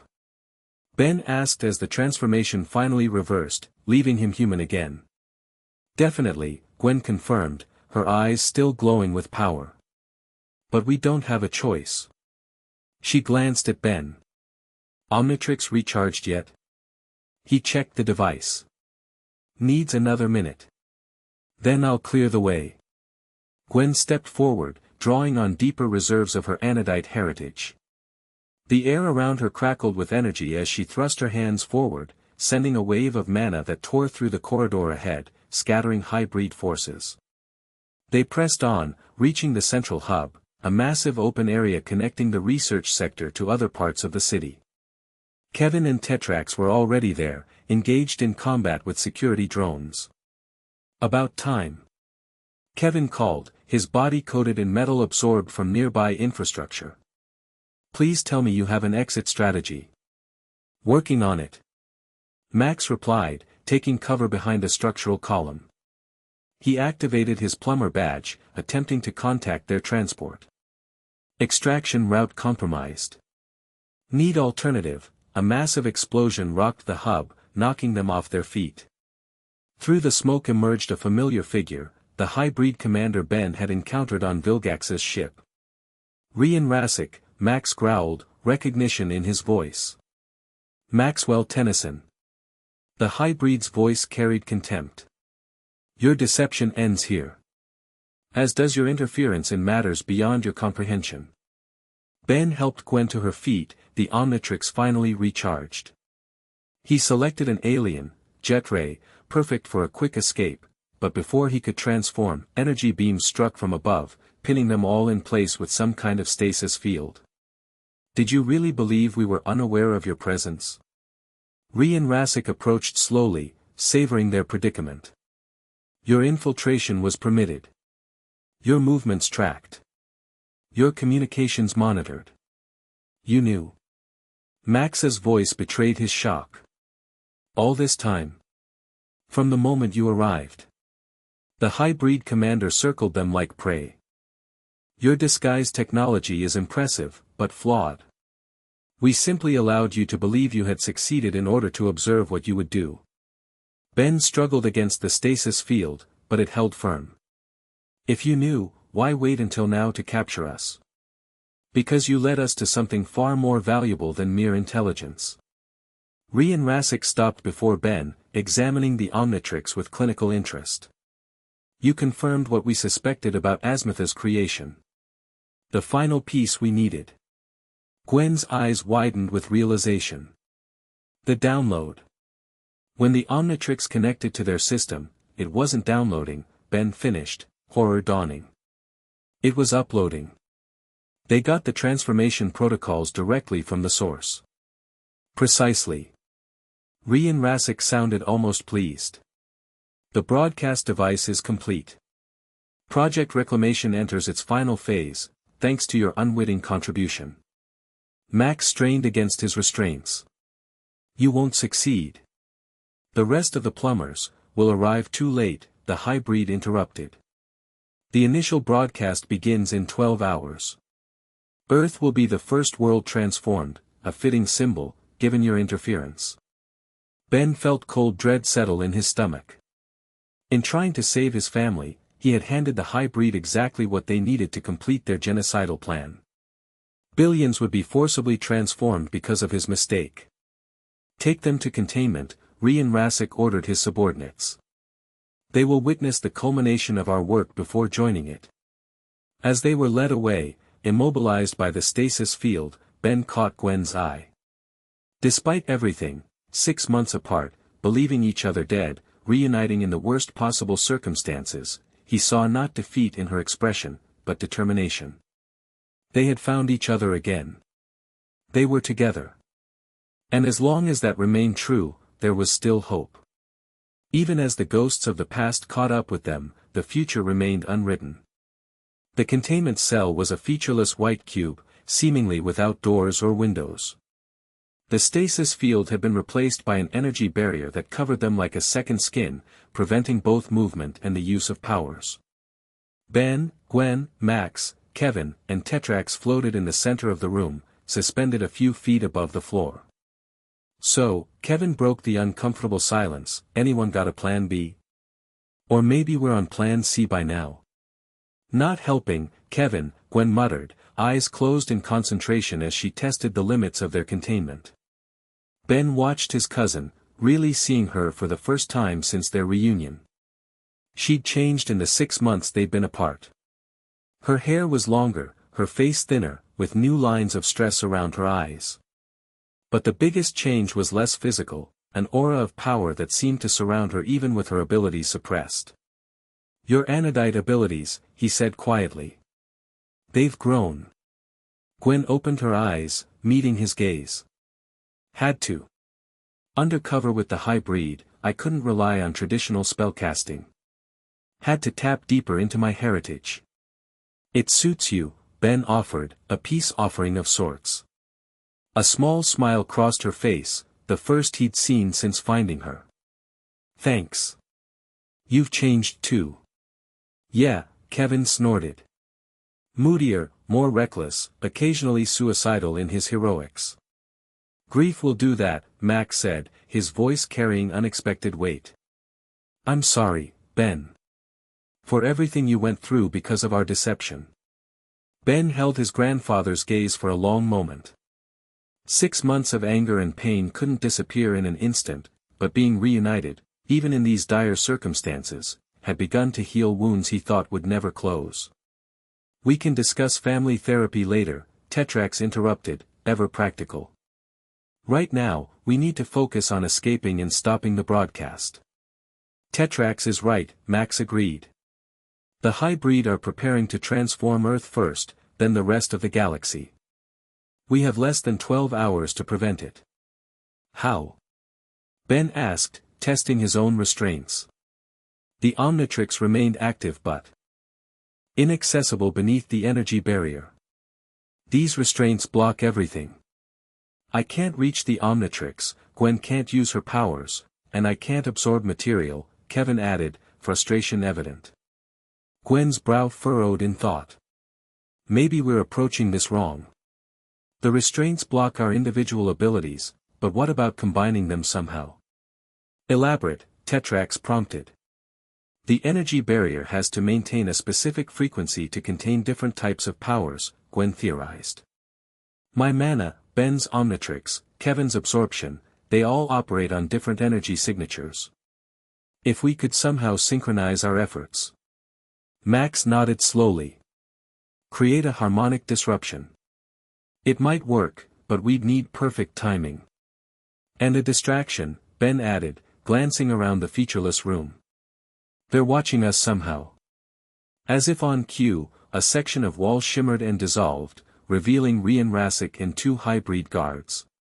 The commander entered slowly, studying them with what appeared to be clinical interest. Discussing escape, no doubt, he observed. Admirable, if futile. The containment field was designed specifically for your unique abilities. Then why bother visiting? Ben challenged. Come to gloat. Merely to inform you that preparations are ahead of schedule. The broadcast will commence in 6 hours, not 12. Rian Rasik approached Ben specifically. Your contribution accelerated our timeline considerably. Ben refused to show the guilt that statement evoked. If you're so confident in your plan, why keep us alive? Why not just kill us? Death would be a mercy you don't deserve, the hybrid replied coldly. No, you will watch as your world transforms, as your species is elevated beyond its primitive state. Only then will you understand the gift we offer. Gift? Gwen scoffed. You're forcing evolution on species that don't want or need it. What species wants what it needs? Rian Rasik countered. Did primitive fish want to leave the water? Did apes want to lose their fur? Evolution is not a choice, it is an imperative. This isn't evolution, Max argued. It's assimilation. Destruction of diversity. It is salvation, Rian Rasik insisted, a hint of genuine conviction in his voice. The hybrid are dying because we refuse to adapt, refuse to change. We will not allow the rest of the galaxy to make our mistake. Ben studied the commander, noting something unexpected in his demeanor, not the hatred or contempt he'd expected, but something that almost resembled concern. You actually believe you're helping? I know we are. Rian Rasik moved closer to Ben, studying the Omnitrix. This device represents the greatest technological achievement in galactic history, the ability to transform, to adapt, to become something better. Yet its creator limited it to a single user. What waste? What selfishness? Azimuth had his reasons, Ben replied. Fear. Cowardice. The same limitations that hold back all lesser species. The hybrid straightened. We have corrected his error. The broadcast will offer transformation to all, a galactic renaissance. Forced renaissance, Kevin muttered. Rian Rasik ignored him, focusing again on Ben. You could have been part of this willingly. The Omnitrix bearer, the first to understand the gift of transformation. Instead, you cling to your limited form, your limited perspective. That's where you're wrong, Ben said, a plan forming in his mind. I understand transformation better than anyone. Every alien in the Omnitrix, I've been them. Felt what they feel. Thought how they think. Then you should appreciate, that choice matters, Ben interrupted. The Omnitrix gives me options, not mandates. I choose when to transform, who to become, when to change back. Your gift takes away the one thing that makes transformation valuable, the choice to return to who you really are. Rian Rasik's posture stiffened, Ben's words clearly striking a nerve. Identity is fluid. Form is temporary. The hybrid understood this once, before fear led us to genetic stagnation. If you really believe that, Ben pressed, then why not let species choose their own path? Offer the technology freely instead of forcing it upon them?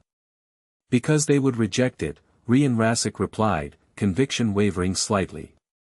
As we once did. Until it was too late. Ben exchanged a quick glance with Gwen, who seemed to understand his strategy. Keep Rasic talking, probe for weaknesses, create an opening. It's not too late for the hybrid, she said, voice gentler than before. I've studied your genetic structure during my time here. Your species could be saved without forcing transformation on others. How? Despite himself, Rasic seemed interested. Controlled genetic therapy, Gwen explained. Using the Omnitrix as a template, not a broadcast tool. Voluntary genetic diversity introduced over generations, preserving your cultural identity while addressing the biological weaknesses. Max picked up the thread seamlessly. The plumbers could help facilitate this. Many species would willingly share compatible genetic material if approached diplomatically. Diplomacy, Rasic scoffed, but without his earlier conviction. The galaxy fears and hates the hybrid.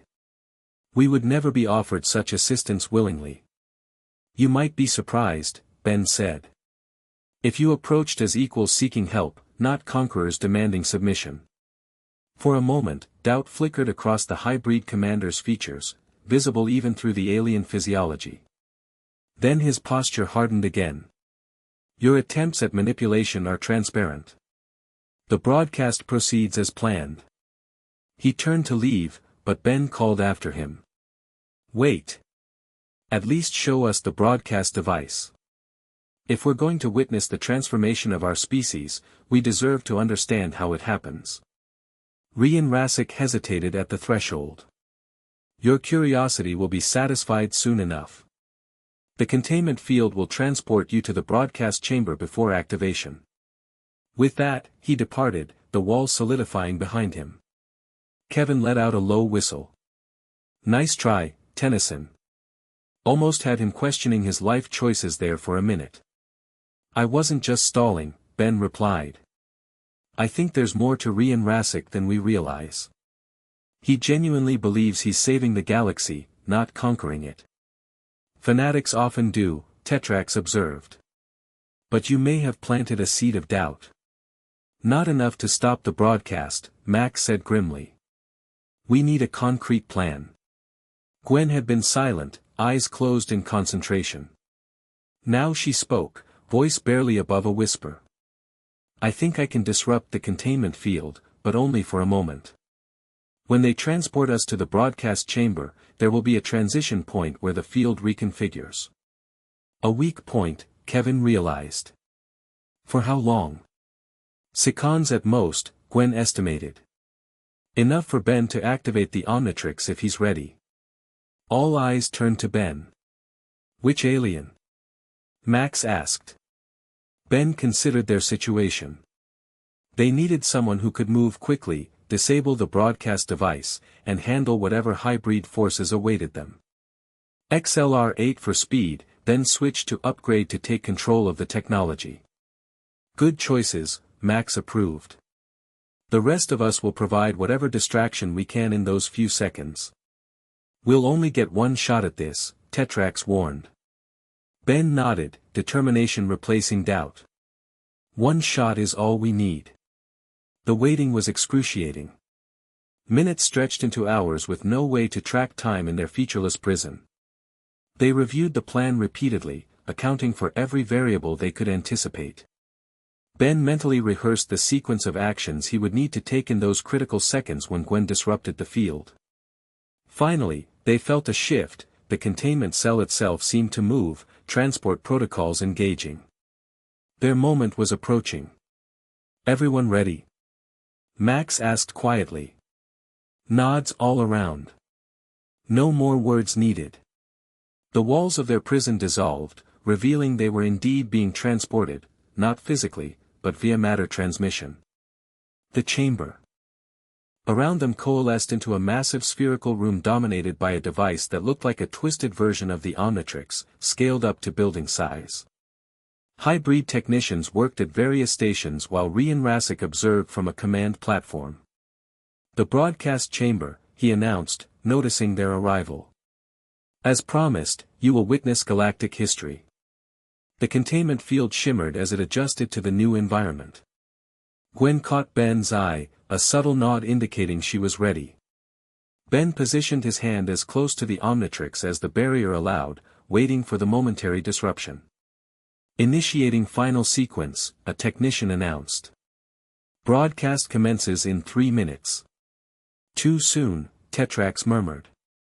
We can't wait for the transfer disruption.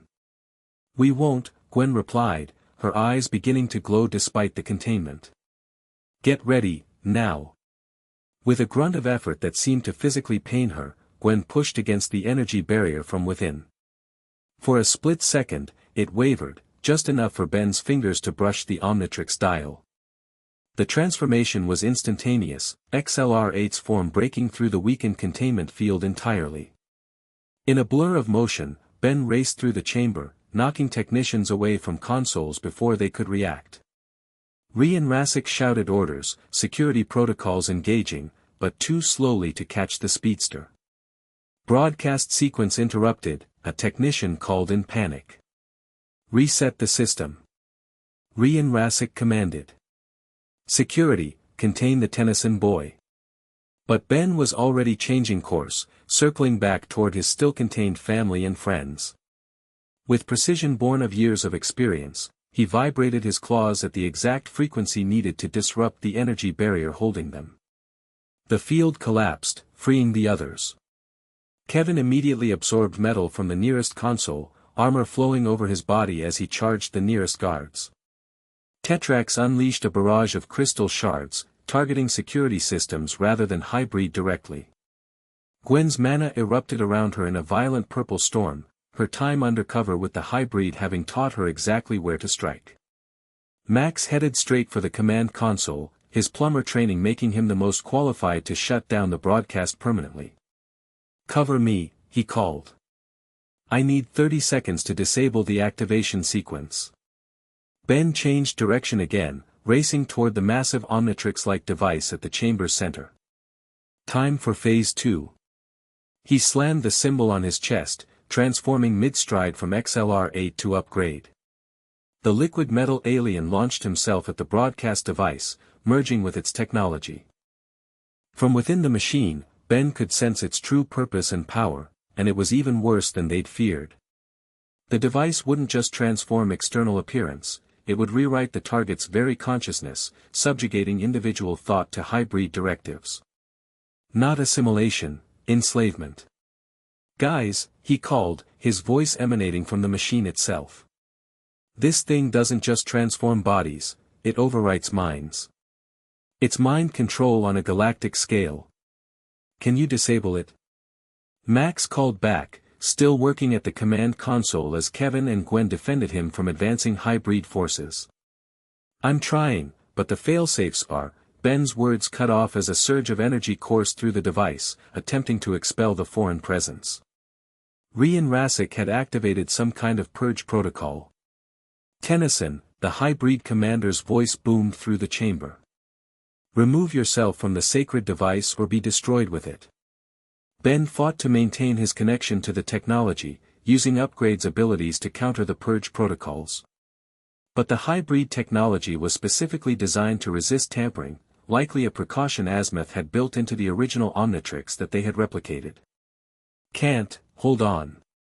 Ben struggled, his consciousness beginning to fragment under the strain. Suddenly, he felt another presence within the system, a familiar energy signature intertwining with his own.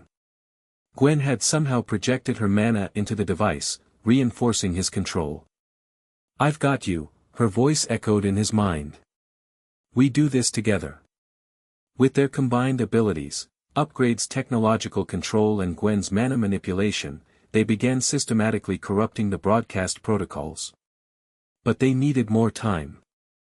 Outside the device, the battle intensified.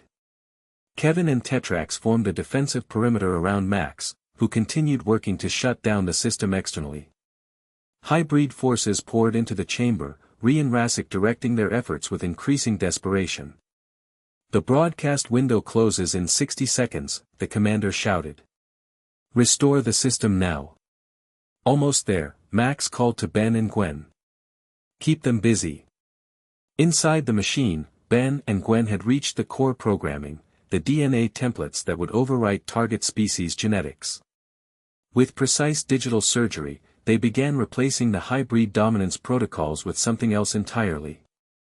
Gwen communicated directly through their connected consciousness. I have an idea. Instead of just disabling it, reprogram it, Ben finished, understanding immediately.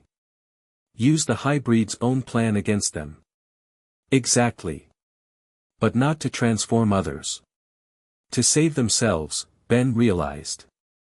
We can broadcast genetic diversity to the hybrid only.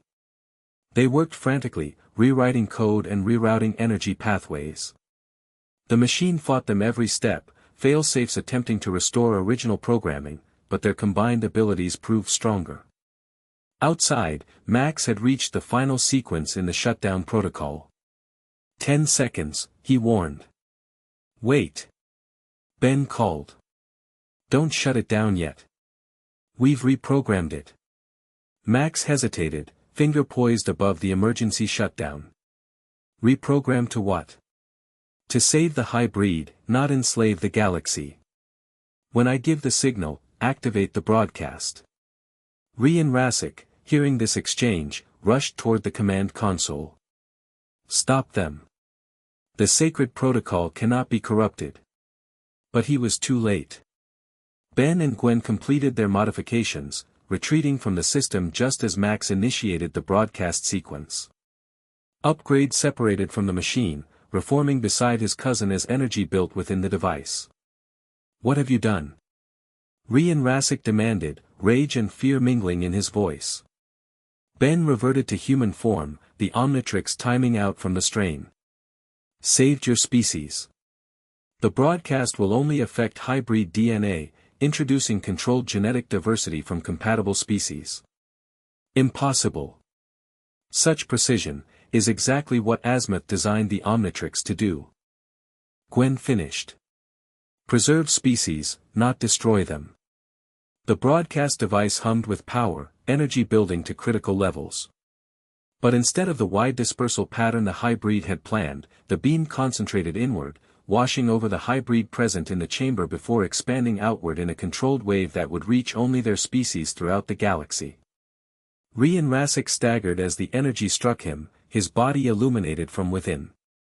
Around the chamber, other hybrid experienced the same phenomenon, their bodies shifting subtly, DNA recombining with carefully selected compatible species. When the transformation completed, Rian Rasik looked down at himself in shock. His formerly pure white skin now showed patches of green, plant-like tissue, Floruna DNA, from Ben's wildvine form. What is this abomination? He gasped, examining his altered form.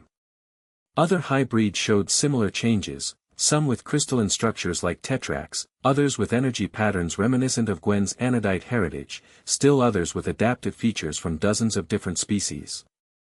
Not an abomination, Ben approached cautiously. Salvation. Your DNA has been enhanced with traits from compatible species, enough to reverse the genetic degradation without destroying your hybrid identity. You've made us impure, one hybrid scientist whispered, staring at her newly transformed hands. We've made you survivors, Gwen corrected. The genetic diversity will save your species from extinction while preserving your consciousness and culture. Rian Rasik seemed unable to process what had happened, alternating between examining his changed body and staring at the now dormant broadcast device. The broadcast is complete, Max announced from the console. The modifications are spreading throughout the hybrid population across all colonies. You've condemned us, Rian Rasik said quietly. The Hybrid Council will never accept this contamination. They might, Ben replied, when they realized the alternative was extinction. A communication alert sounded throughout the chamber. One of the few hybrids still capable of movement activated the system, revealing the image of an ancient, regal hybrid, clearly a high-ranking official. Rian Rasik, the figure addressed the commander. Reports indicate unauthorized activation of the reclamation device. Explain this breach immediately. Rian Rasik struggled to compose himself, stepping forward despite his transformed state. Hybrid Supreme, there has been an incident. The humans have altered the broadcast to affect only hybrid physiology. The Supreme's eyes widened at Rian Rasik's changed appearance. What has happened to you? Genetic recombination, Rian Rasik admitted.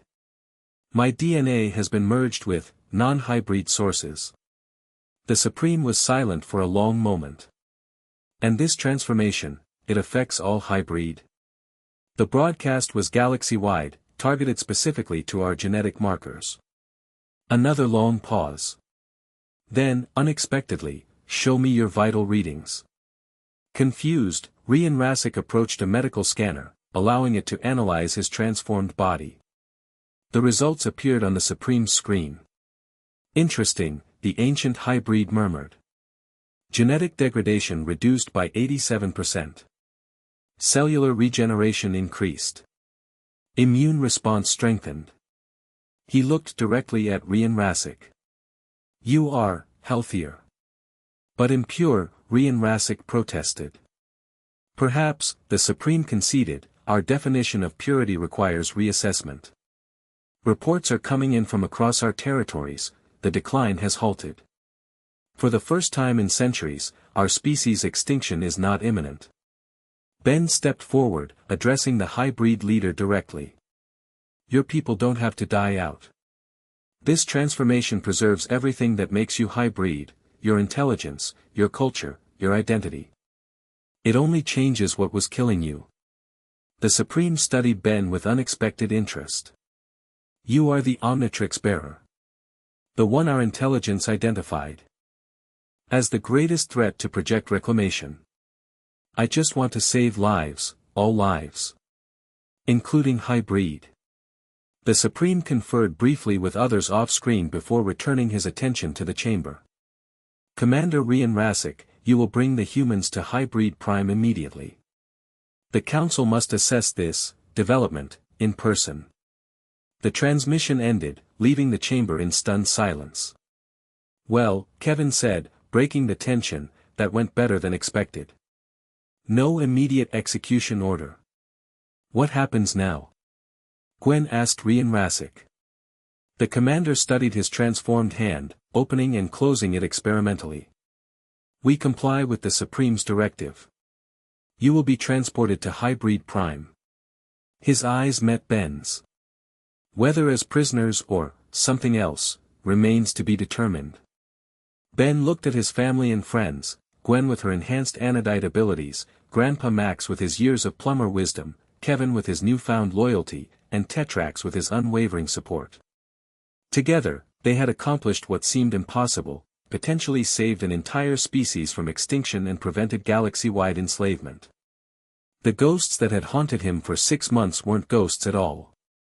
They were the foundation of something stronger than he could have imagined, a family that extended beyond blood, beyond species, to encompass the best parts of the galaxy he'd sworn to protect. We'll go to Hybrid Prime, Ben decided. Together. Rian Rasik nodded, a new respect evident in his bearing. Perhaps there is wisdom in diversity after all. As they were escorted from the broadcast chamber, Ben fell into step beside Gwen. So, he said quietly, 6 months undercover with the hybrid. Got any good stories? She smiled, a genuine smile that reached her eyes. A few. But none as good as watching my cousin reprogram an entire alien species on the fly. Couldn't have done it without you. I know. She bumped her shoulder against his. That's why we're better together. Always have been. Ben nodded, the weight of 6 months of solitary grief finally lifting from his shoulders. The path ahead remained uncertain, but for the first time since that fateful day when he thought he'd lost everything, the future looked bright. The ghosts of what might have been could finally rest. What remained was more than enough. The end. Thank you for watching this video. Please be sure to subscribe to our channel and like this video.